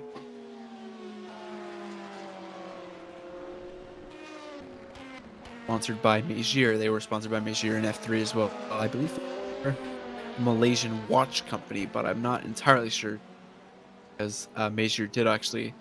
Well, I can't. That's confidential. But anyways, they are I believe a Malaysian watch company, and they sponsor Blue Steel Racing.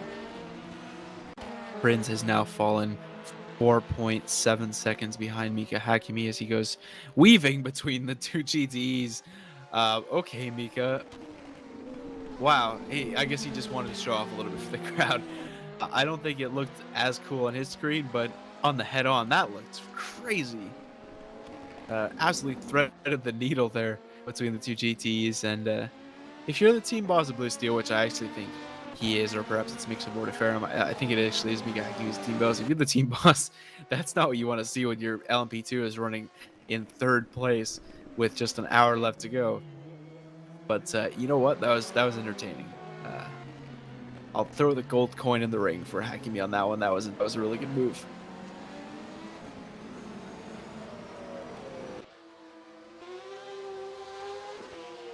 Crooks now comes out of the pits. He's in E3 for the number 74 LMP2. No, the number 74 GTE. Apologies. Colors are hard. That's the Seawolf Net Race Motorsport. And he has emerged just a few seconds down the road from Suto. Actually, I think that's either 3 seconds or 12 seconds. Is that 0 or 9? Let's check the live timing.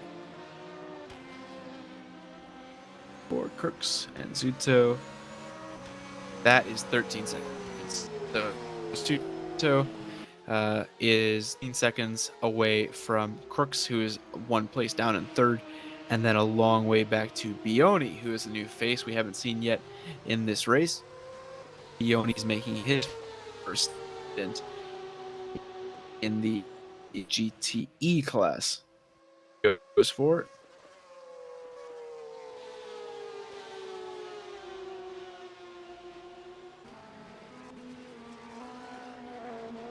Does not appear to be listed in the entry sheet. Nicola Bioni for Ferrari WJ Racing Team, number 53. They've had a great race. They were started off by Alan Satola. He drove for most of the race prior to this, prior to Nicola Bioni being in the car, and he did a great job. He drove very consistently, and we saw him keeping his cool under pressure quite a few times as he battled earlier on in the race. Ben Crooks now driving for the 74 Seawolf Net race. He's driving alongside Linus Lundvall in this race, and he's done well as well to get P3. So Crooks, a solid strategy from the Seawolf team. Now that I say that, I should probably check the live time before I say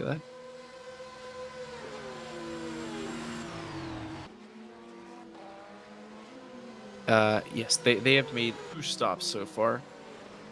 Definitely one more to make for the GTE class. As he it's lapped by one of the LMP2s.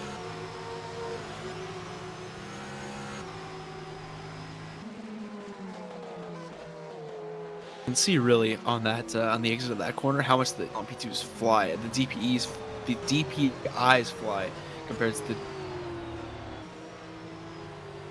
GTE cars. They just carry that speed all the way down the straight. This DPI is flashing his lights angrily.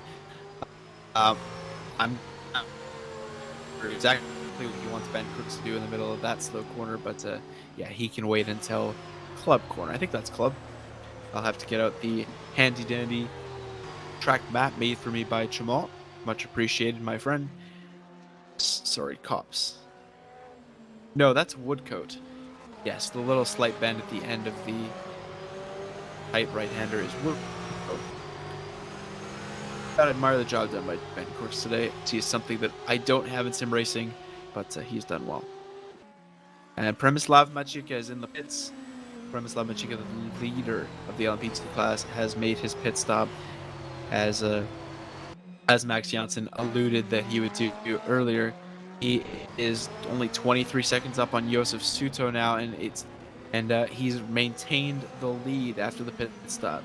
He's out of the pits now, and Przemysław Michika has 20 seconds over the next place car. So Max Janssen, who said he was hoping for a podium, may actually come away with the win here. Only 49 minutes to race, and he's got a big gap. And I believe Suto still has a stop to do. And yes, there he goes into the pits.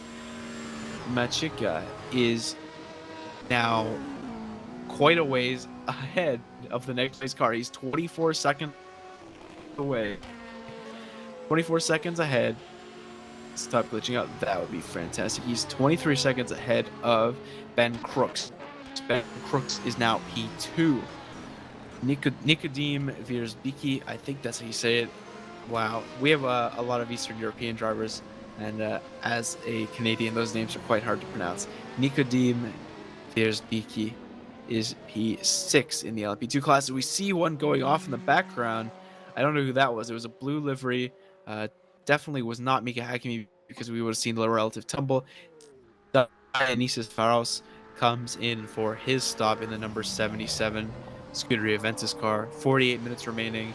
They were talking about how they were happy with some points today, and they definitely will pick up a nice little chunk of change in the standings. Jan Katau still leads the overall standings, 96 seconds ahead of Ian Blanchard. If nothing catastrophic were to happen. Jan Katau, what a driver. He and his teammate Zinski have been astonishing today. Perfect from the time they well, not necessarily perfect. They were perfect in a manner, because after they were overtaken first, they didn't panic. They just got their position back and stormed away. Now the gap is insurmountable. Even if he were to spin at this point, I don't think he would lose even at that gap. So well done to Jan Katau, and I keep forgetting his name, Bielzinski. Let's pull up my driver sheet. Ben Gilzinski. That's a team that we've got to watch out for as the season goes along, because they just showed they have so much pace today. The win was well and truly in hand since about the 2.5 hour mark, and it still is in hand with 45 minutes to go. Thank our sponsors one more time while we're on it. Simplymod F1, cool wheel mods for your T300 racing wheel. ARL, we host on Saddler Computers, and as you can see, the race has gone quite smoothly so far. No internet hiccups, and it's been a joy to work with them. And Lift Motorsport, our other sponsor. They provide esports training, supplements, coaching for your esports needs. So thank you to all of our sponsors today. It wouldn't be possible without them, and I really appreciate their contribution and support. Jan Katau, I'm sure Ben Gazinski appreciates the support Jan Katau is giving the Cadillac Seawolf Net Race Motorsport team so far today. He has been picking up right where his teammate left off. Untouchable currently.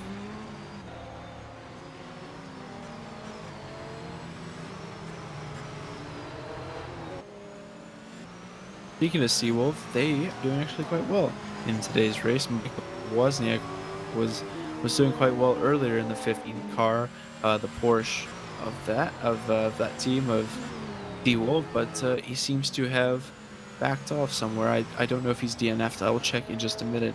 I want to see how Seawolf is doing overall. Unfortunately, he was to ink. So,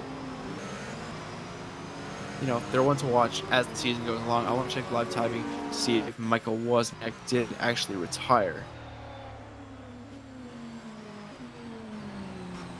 No.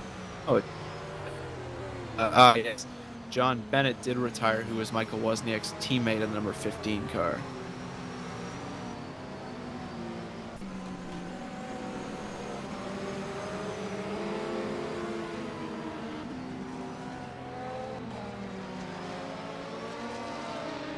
Here's Johan van Doren. he's trying to chase down at least Nikolai Navod Van Doren in P6. I don't think he's actually listed on any teams in the GT class. I may have just made a fool of myself if he is.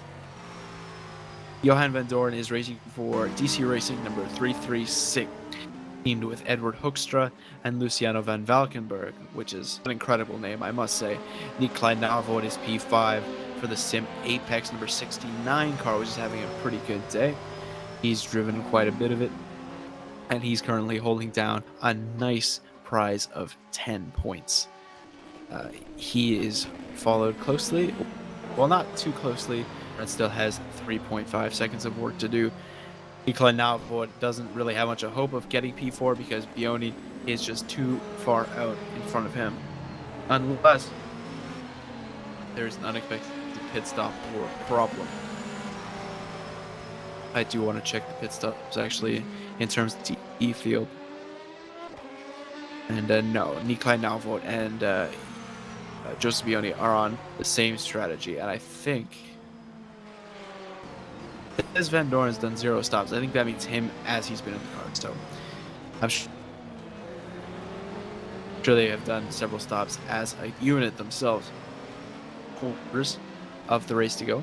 I'd like to do the annoying thing all YouTube channels do, and please ask to like the video if you've enjoyed the race so far today, and if you're excited for the last 45 minutes. And please subscribe if you enjoyed the racing of ARL.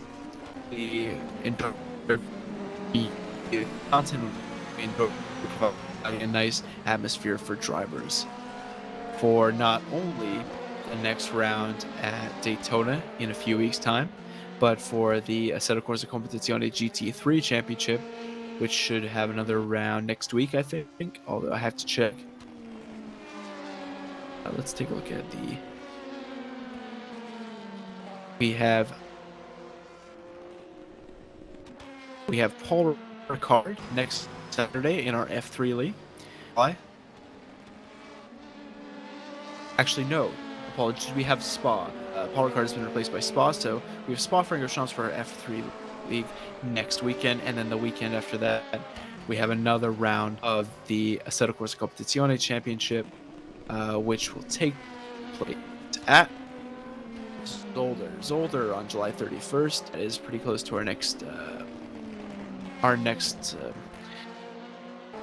race at Daytona on the 15th of August. So, packed ARL calendar next month and a bit.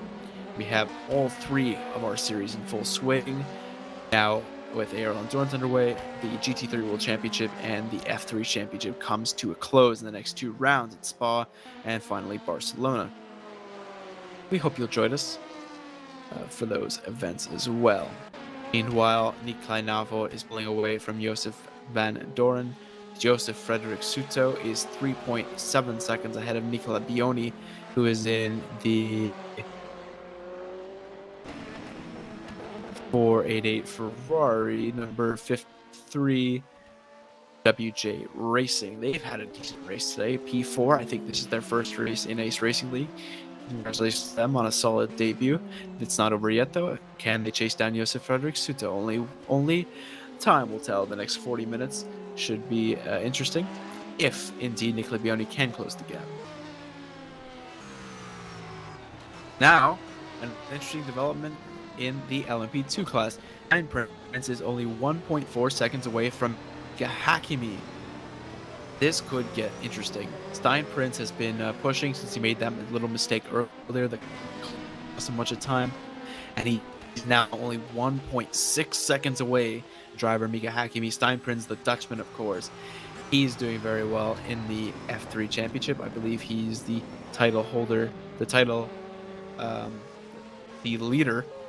I don't know why it was so hard to say leader, but he is the leader, and he could look to be P3 in the Endurance Championship if he can close down 1.6 seconds in the next 40 minutes. Mika Hakimi got to applaud him on this drive once again. Mika Hakimi flashing his lights at the GTE because he feels Prince breathing down his neck now, and he needs all the clear air he can get and no interference from the wide bodies. Chica in the GTE car still 28 seconds ahead of Crooks, who is in P2, and a big gap from him to Suto. Bioni, as we saw earlier, has a chance at Suto if he can pick up the pace a little bit. Then Nikolai Navor in 5th, who is being followed by Johan van Doren. Then it's official. The leader, Katau, of the DPI class, Jan Katau, has lapped the entire field, and Steinprinz is pulling into the pit lane, actually. Stop of Sim Apex. That is, sorry, the Sim Apex number 66 car, the LMP2. And that's going to give Mika Hakimi a little bit of breathing space, although I'm certain Hakimi still has one pit stop left to do.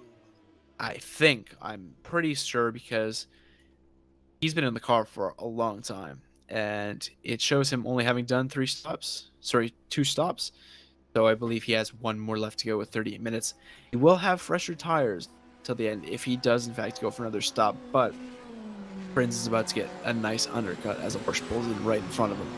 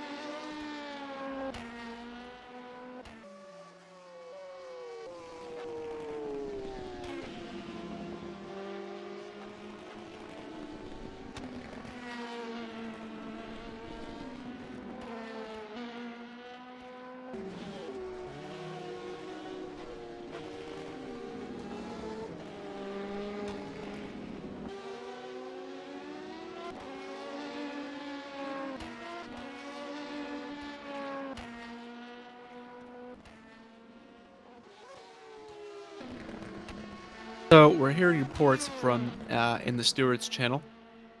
Blaine Heary has reported car number 53 may have broken the 70% rule, which means no driver is allowed to take more than 70% of the car's race time. I believe he's referring to Alan Satola.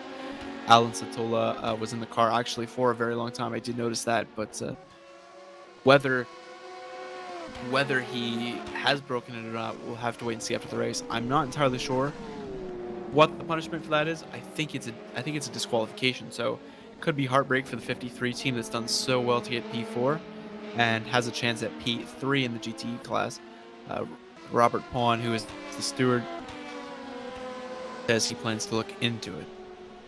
I'm not entirely sure if they broke the rule. I think they pitted just after 2 hours, which shouldn't be 70%, but it'll be down to Robert Pond to figure that one out. And Luca Gray, who has been reported to be one of the newer stewards. Now, Lachlan Andrews and Nikodim Wierzbicki, they're fighting over P5 and P6. Lachlan Andrews only a second ahead of Nikodim Wierzbicki, who has actually closed up quite a bit coming out in the hangar straight, and he's now only 8 tenths behind, and that's getting smaller by the second. Lachlan Andrews is coming under a lot of pressure now into the final stages of the race. Just 35 minutes to go, and Nikodem Berzvitsky could make it interesting as we head on to the last few laps. Should be about 15, 16, 17 laps to go. Lachlan Andrews now 3:10 ahead of Nikodem Berzvitsky. We could see our first overtaking in quite a while on track. Berzvitsky won't want to go for a move into here, but he will want to maximize the next few corners to possibly get slipstream onto the hanger straight and blow by. Sorry, we are. Yes, we are on the front part of the track. Apologies, as a Lachlan Andrews keeps the position, and now he's only 2/10 ahead of Lachlan Andrews, and he's going to look around the outside as they go onto the hanger straight. Lachlan Andrews closes the door as they head onto the straight proper along the right-hander. Lachlan Andrews has to close the door, and now Berzvitsky goes down the inside. I think they made contact. Yes,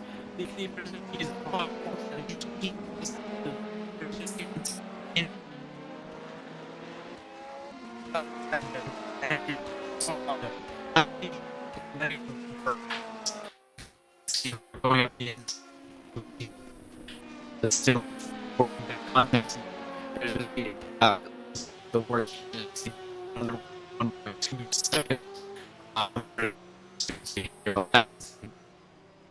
Both parties. No foul though, closer to losing 5th and 6th than they were before.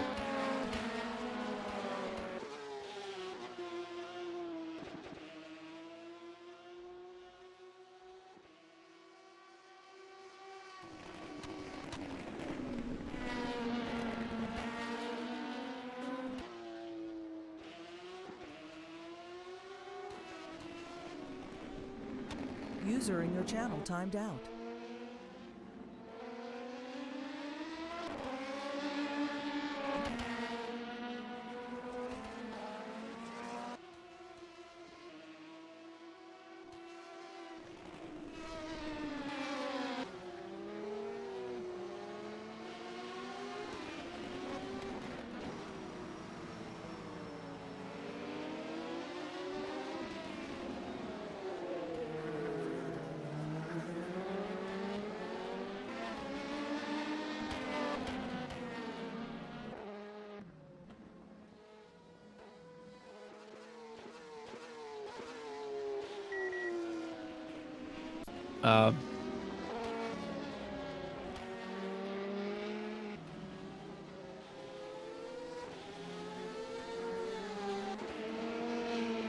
Well, the connection apps are playing games with me because TeamSpeak just disconnected, and then Cemal put me in on Discord, and then TeamSpeak reconnected again. So we're gonna take a look at Lachlan Andrews, who's now 6th. He had a big battle with Nikodem Berzvitsky ahead.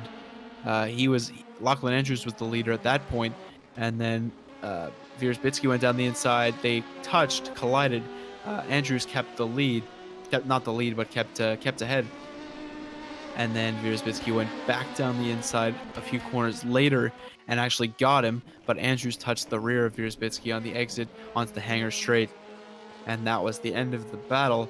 Andrews is now 8 seconds behind Berzvitsky, so Berzvitsky appears to have taken P6.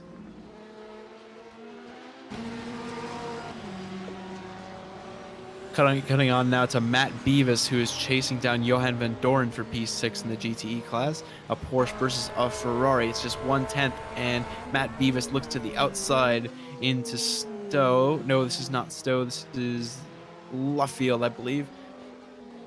Matt Beavis manages to keep in front, but Johan Van Doren keeps his nose on the inside. Johan Van Doren appears to have gotten the better of him at this point. Yes, he's now ahead of Johan Van Doren. No, Johan Van Doren's ahead of Matt Beavis. Sincerest apologies. My brain is turning to mush with horrors. Commentating Van Doren's much slower there than Matt Beavis. Matt Beavis is going to make up a lot of time in the number 37 car for Rookie Monsters. Johan Van Doren trying to keep his position for the DC Racing team of Ferrari. Cuts the corner a bit there.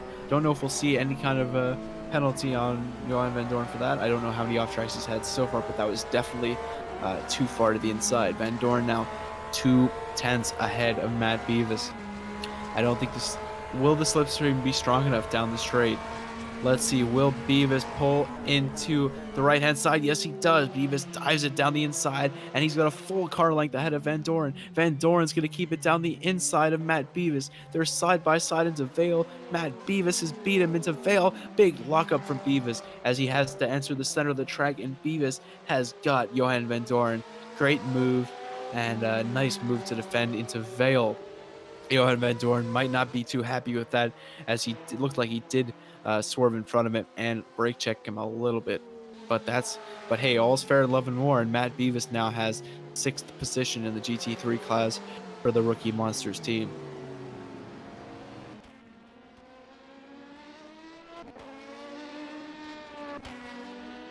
Back to the battle between Stein Prince and Mika Hakimi as we enter the final half hour of the round one of the ARL Endurance Championship, and it looks like after the pit stop window, Stein Prince has lost quite a bit of time to Mika Hakimi, 3.5 seconds behind now, so we may not get the battle we've been hoping for. He's got just 30 minutes to make up 3 seconds. If you make up a 10th a lap, that'll put you just about in the contention to take the position on the final lap of the race. Przemysław Machika, I don't believe he's got any more pit stops to make. He's still leading the race over Crooks, and I keep forgetting his first name. It's he's car 74. It's Ben Crooks. Ben Crooks in the P2 number 74 car. Sorry, the GTE number 74 car. 27 seconds of drift to Przemysław Machika, who's leading for Sim Apex Racing Team. Then Josef Suto, who is quite a bit behind that.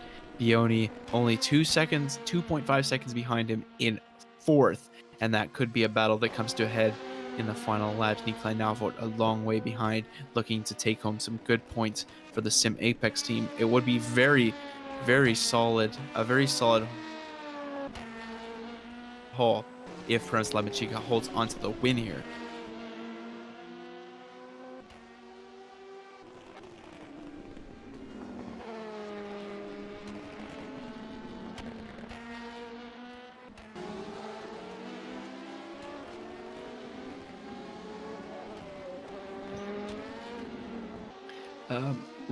Regarding the retirement of Edgar Zerek, I don't exactly know which car he was driving, but apparently he had camera issues. The car, when he went into the pit stops, actually stayed on the outboard cam, the trackside cam, and unfortunately had to retire the car based on that.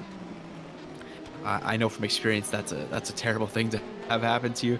It happened to me in the ARL Silverstone race in season 1. The Spa race in season 1, and I was heartbroken. I managed to find a camera change button, but it would only change to the front wing, so I had to drive like 2 hours with my front wing cam, and it didn't feel good, I have to tell you.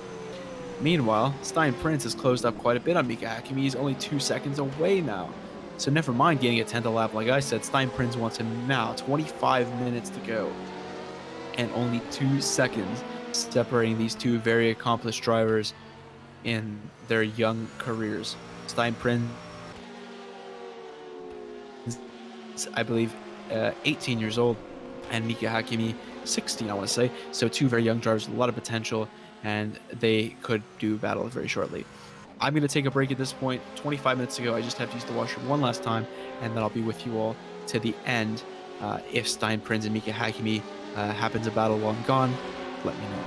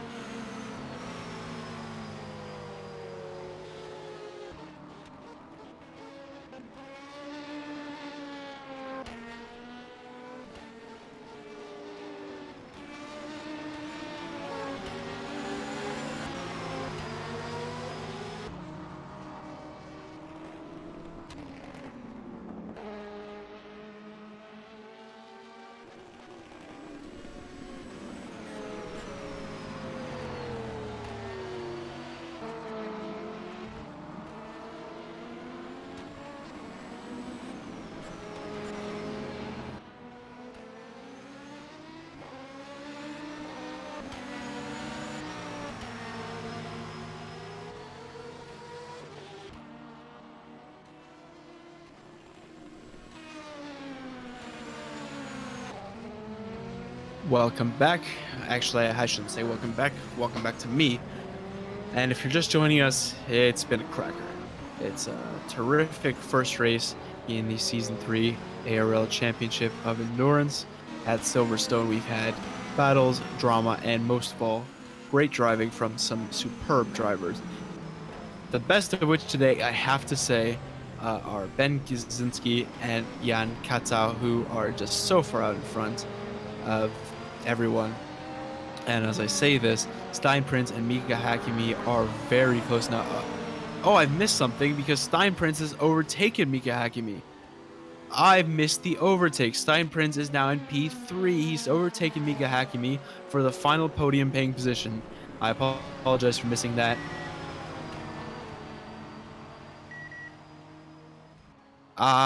I've just been informed that Stein is in front because Mika went into the pit lane, and now Mika is actually closing up on Stein once again. So it's these two into the final 20 minutes. Stein Prince leading Mika Hakimi by a second and change, 1.3 seconds at the moment. The number 66 Stein Prince Ace Sim Apex car is doing a very good job today, up into a podium position, and Mika Hakimi also having a great drive. I gotta say, moved up from a low qualifying position. I've said this about 4 times today, and I promise this will be the last time.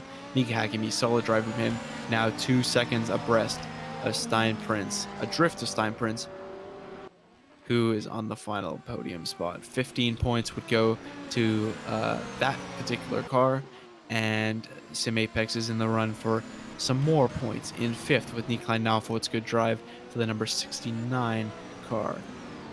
It's Prince in P3 and Hakimi P4. Looks like all the other battles in the top 5 have closed up. It's just these two. I'm not sure how far. It looks like, actually, it looks like Jeff Beavis, I think that's what his name is, has overtaken Nikolai Naufel for P5. Either that or Naufel has pitted. Now would be a good time to use the live timing before speaking.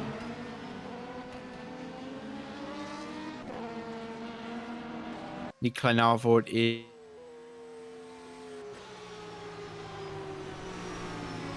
only 7/10 behind Matt Beavis, so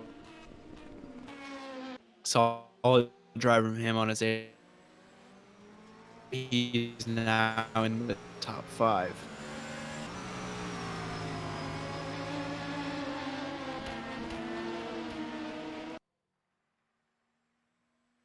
Following along now with Mika Hakimi closing up to that number 66 Sim Apex car with 20 minutes left to go.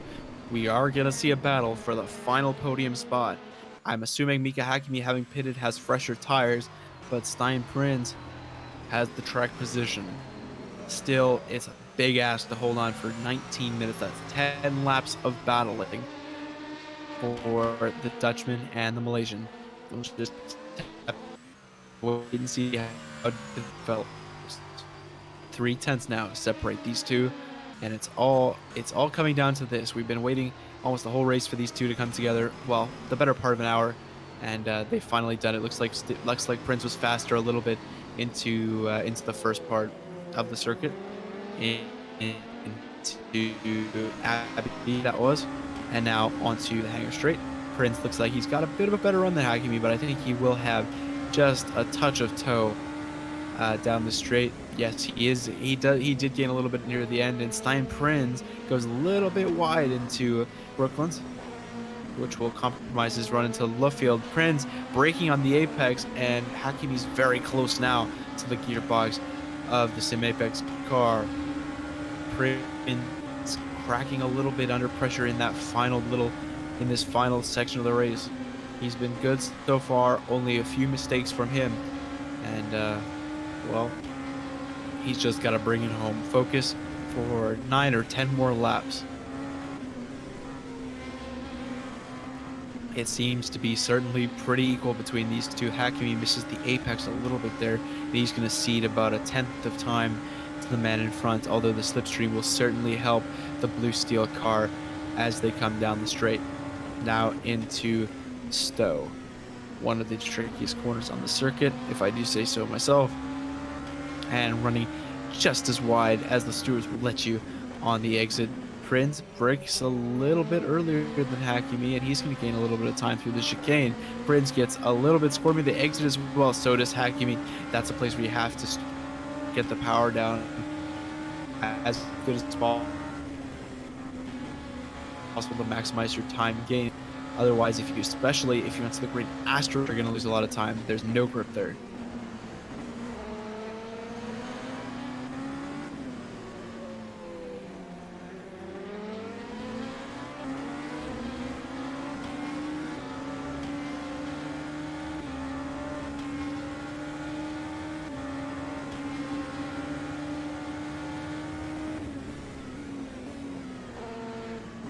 Sorry about that, ladies and gentlemen. My internet service provider is not providing me the service of internet today, so that's a shame, as getting in the way of me witnessing this delightful battle between Stein Prince and Mika Hakimi.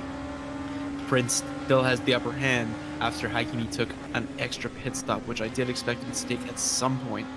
But it's only 4:10 separating these two great drivers with a quarter of an hour remaining. We're going to switch on now to an even closer battle. Josef Frederick Suto and Nicola Bioni are going to fight over the final in the GTE class. Josef Suto has driven a great race. We heard from his teammate earlier, Blaine Heary, who has also actually reported the GTE car number 53 for going too long with one driver. You're only allowed to do 70% of the race, so it'll be interesting to see that. But Nicola Bioni is going to look like he might have made a little contact there with the LMP2 car, and now he's lost a heap of time to the car in front. Meanwhile, Suto has been able to let the by with grace, and that's one thing that really determines who's going to come out on top in these battles in endurance races. It's who can deal with the traffic better, whether it's getting laps better or lapping better. And it really showed there because Suto was able to gain a bunch of time on Bioni, as he unfortunately had to deal with all the traffic in the middle of the corner. Meanwhile, Steinbrens and Mika Hakimi getting ever closer together, tie a knot between them because they're inseparable at this point in the race. 15 minutes to go, neither wants to give up their shot at the final step on the Ace Racing League podium. It would be another feather in the cap of Steinprinz, who already has the F3 championship locked up. It would be another feather in the cap of Mika Hakimi, who's already won a few Ace Racing League races. So both of these guys have something to play for. They both are very competitive fellows, and I know they want to come out on top here. It's only 3/10 separating the green from the blue. Sim Apex and Blue Steel, who were the main contenders for the F3 championship earlier in the season, are coming together once more. The Blue Steel livery looking very funky. Gotta admire that. I also like the Sim Apex one with the little chain link pattern. Very cool. Steinprinz kicks up a bit of dust into the car of Mika Hakimi. He heard me compliment the livery, and he said, no, I'm going to make it dirty so you can't anymore. Or at least I think that's what he said. Or maybe he just wanted to gain some time by cutting the corner. Or maybe he just made a small mistake. You never really know what's going on in the head of Steinprinz. Meanwhile, Mika Hakimi trying to keep as close as possible. Got a bit of a worse run through Maggots and Beckett's, and now into Vale. Looks like Prince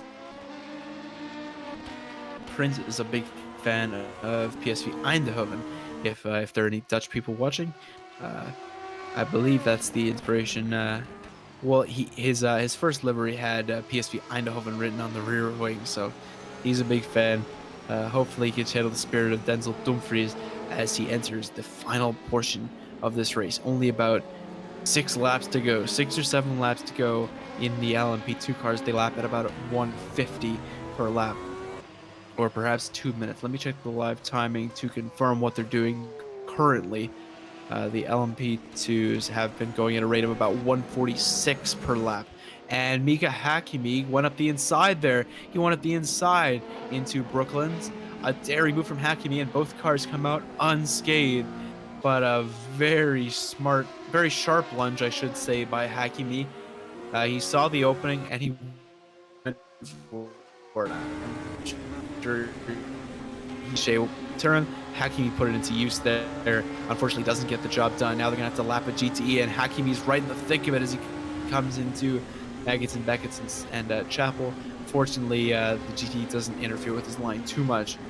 He takes just about what you want to be doing, although a bit wide on the apex, and Prince is going to gain a little bit of time as they head on to the hangar straight. Prince now 6/10s ahead. Hakimi just can't seem to get past him. He's been pushing very hard for the past few laps. 12 minutes to go, and he's got a little bit more work to do. Just one car to get past for P3. Now they come up to another GTE car at an inopportune time. Prince is going to have to compromise his line. Oh my, that was so close. The GTE car was so close to touching Prince on the entry to the start finish line. Looks like I'm having a bit of technical difficulties. My stream is a bit laggy, and it looks like maybe Hakimi's going down the inside, and they've touched this contact. Hakimi's facing the wrong way. It looks like there was a crash between Prince and Hakimi. Unfortunately, my stream was frozen and I missed it, but Stein Prince comes out the better. I don't know who's at fault for that.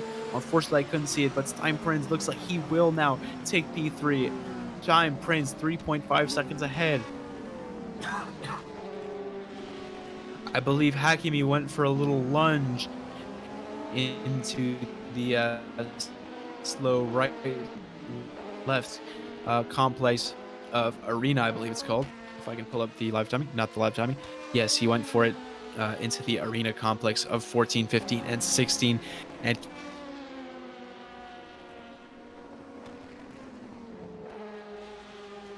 away from each other. But that could be the end of what was a very exciting battle for P3, and unfortunately I missed the climax. That's very disappointing. I also am aware that I may be glitching out. I'm going to switch back to TeamSpeak now, so it will probably be quite a bit better.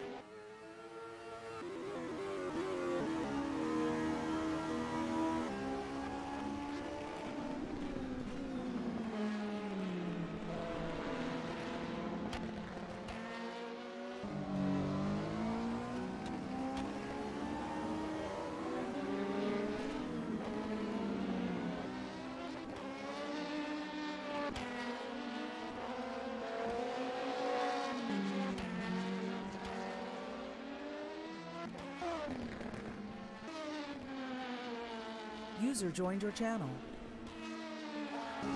We're back. I am back, and hopefully the quality of my sound will be just a bit better now. So we entered the final 10 minutes. It's been a very enjoyable race today. Unfortunately, what looks like our last battle of the day ended in a bit of tears for Mika Hakimi. We didn't get to see it play out the way we wanted it to, which was a clean ending where one comes out the better. It was a bit of an aggressive lunge from Hakimi. Let's switch on now to Ian Lonchar and Angus Tong fighting for the final podium position in the TPI class. So they're all fighting for the podium. Suto and Crooks were fighting for it. Suto and Bioni were fighting for it. And now Angus Tong goes down the inside of Ian Lonchar. Who's it gonna? It's Angus Tong, I believe, coming out in front. Angus Tong leading Ian Lonchar. Now Ian Lonchar's going back down the inside. He ducks out of it at the last minute. A smart move there, because that would have a bad ending if he had stayed, if he kept his nose in there. Angus Tong with an overtake for P3 in the last 10 minutes of the race. It doesn't get more exciting than this here in the Ace Racing League Endurance Championship. See the tire wear causing the tires to scrub as they go through turn 1. Lonchar now 1 second behind Angus Tong. Angus Tong, a superb move to get the job done into P3. Job's not done yet though. 8 minutes to go. About 4 laps remaining. Maybe 5 laps. 1.3 seconds separating him and 4th place. Angus Tong with a clutch move to take the podium spot. He locked up into there, so maybe he's struggling a bit with the tires though. Ian Lonchar hasn't been able to capitalize on it, so if Angus is having any trouble, Ian Lonchar may be having the same amount with the tires wearing down. Silverstone is notoriously terrible on tires, as we heard earlier from, I think it was Sam Bentley. Front left really starts to scream as you head into the lap.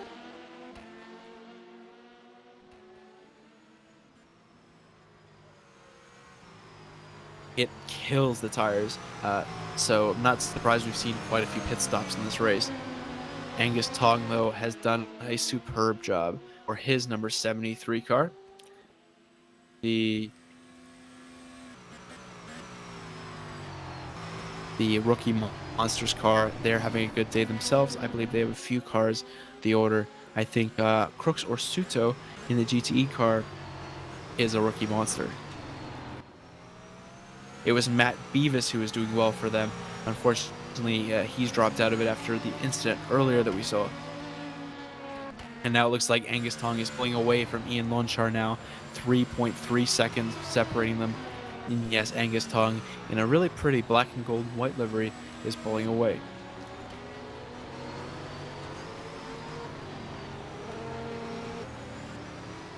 Rookie Monsters may have a podium after all, if Angus Tong makes no mistakes for the rest of it. I can't tell who that is getting lapped. That is not for position.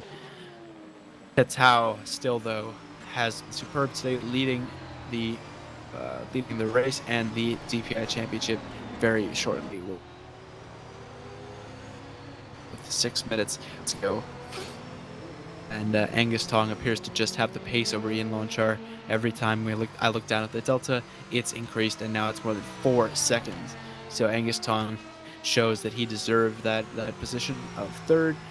Ian Lonchar, though, he's raced well today. Can't fault him for losing that position. I believe he's struggling with grip, and you get overtaken. It happens. Lonchar with a decent second stint after his teammate went into the pits. I'm trying to figure out who that was. That was Kai Listola. So he had a good first stint. Actually, I don't think it was Kai Listola. I think it was somebody else. Kai Listola, I believe, was absent today, but I can't exactly remember who the first driver for the Acura Sim Sport car was. Either way, just 5 minutes to go. It was 4 hours. Now we're down to just 5 minutes. It's been a pleasure commentating with you guys today. Nice move by Ian Lonchar to let the LMP2 car by there, although I'm not sure why he's doing that. I think actually the LMP2 car is about to be lapped. I'm talking silly talk, unless he's really struggling for grip, and you can see the tires really struggling there through turn 1. It's one of the hardest corners for the tires. You have to really just turn it in and hope that the tires stick. Most of the time they do, but they will complain about it. But yes, 5 minutes to go, and it looks like the order is well and truly settled at the moment. There's not much left. There's not.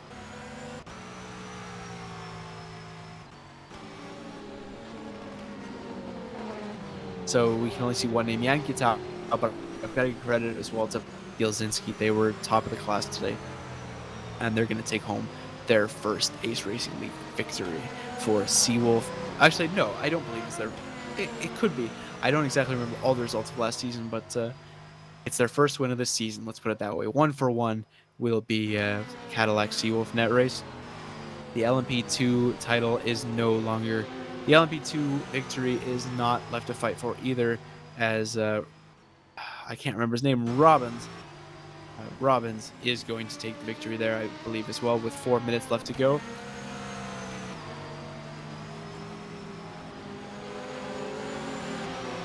Danny Robbins, sorry, we talked to his teammate Sam Bentley earlier. They were hoping for a win, and they're going to get it. Danny Robbins leads by 15 seconds over Pat Silvazzi. Stein Prinz is now in the final podium paying position in the LMP2 class after the collision with Mika Hakimi. Premislav Majika.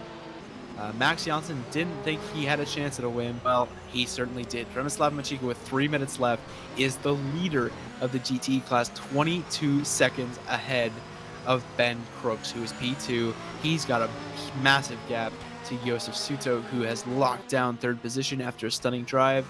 Nicola Bioni is a long way back from that in P4. It's been a nice drive from him, although we'll have to see what comes of the 70% report. Nikolai Nauvod, I don't know if he drove on his own, because it does say Nikolai Nauvod only in the entry list. But if he did drive on his own, it's amazing that he managed to get P5. I do think he had a teammate earlier, actually, though, in the 69 car. Either way, it's a good day for Sim Apex. Premislav Machika is going to win the GTE class. Mikhail Naval will be 5th in the GTE class, and Stein Prince is going to be 3rd in the LMP2 class. Congratulations to them. Cadillac Seawolf off to a good start. Not the best start because they did, I believe, have a few retirements, but I think it's all made up for with an overall victory. Pat Silvazzi is going to come home in P2 for Royal Blue Racing. It's a good start to the season for them. Mika Hackney and Blue Steel pick up a nice chunk of points in P4 as the race comes to an end. And Wierzbicki, after an earlier collision, we see him back up in P5. So nice recovery from him. There's how the field is shaping up with just 2 minutes to go in this Ace Racing League Endurance Championship Round 1 at Silverstone. In 1 month's time, just less than a month, we'll be seeing you all in apologies. We'll be seeing you all in Daytona. America should be a great race. We've seen some exciting racing here, and Daytona.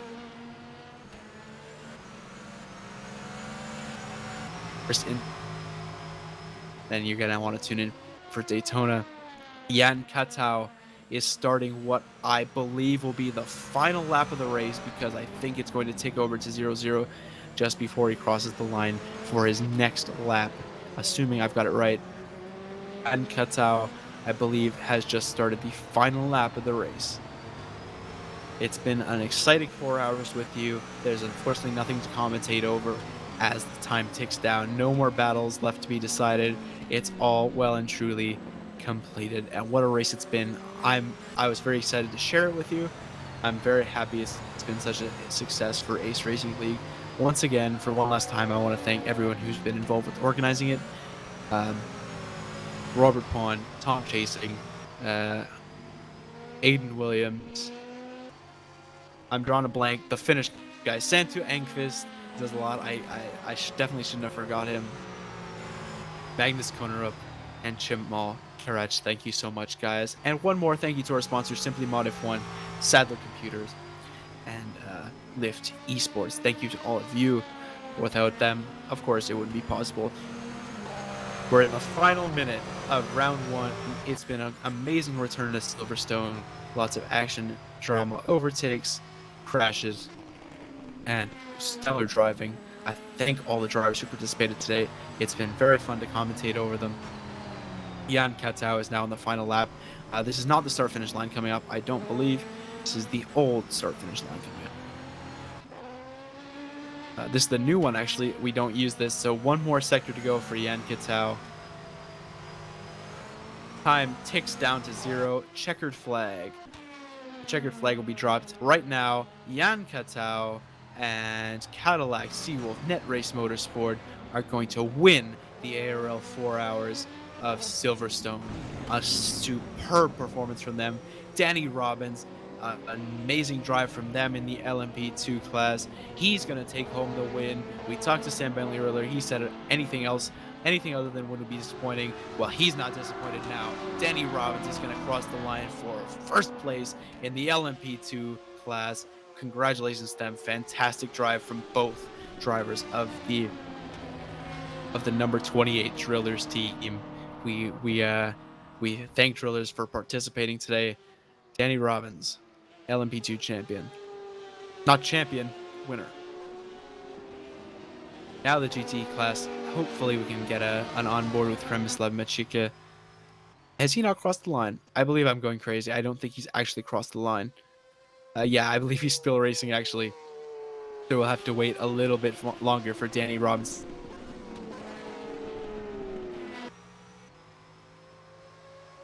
I'm very confused by the fact that this track has a different start-finish line than I'm used to. And there he is, Danny Robbins coming around the final corner, and he's got Pete's P1 in the bag in the P2 class. Fantastic, absolutely flawless from them. Now Premislav Machika, Max Janssen didn't expect him to take the win today, but he has Sim Apex, 4 points from them, the GTE class. Premislav Machika, fantastic drive in his stint.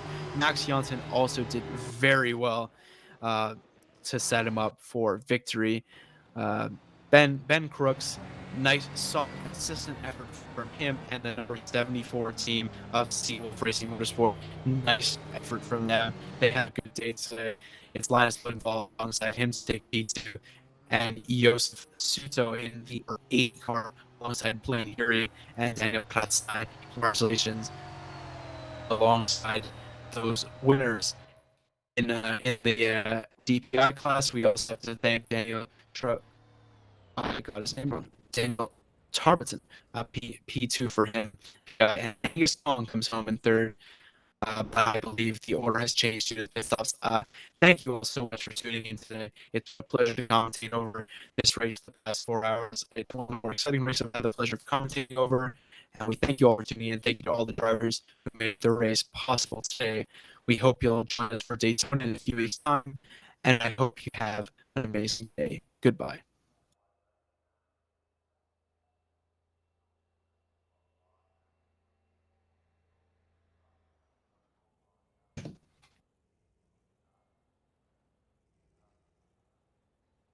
Sound muted.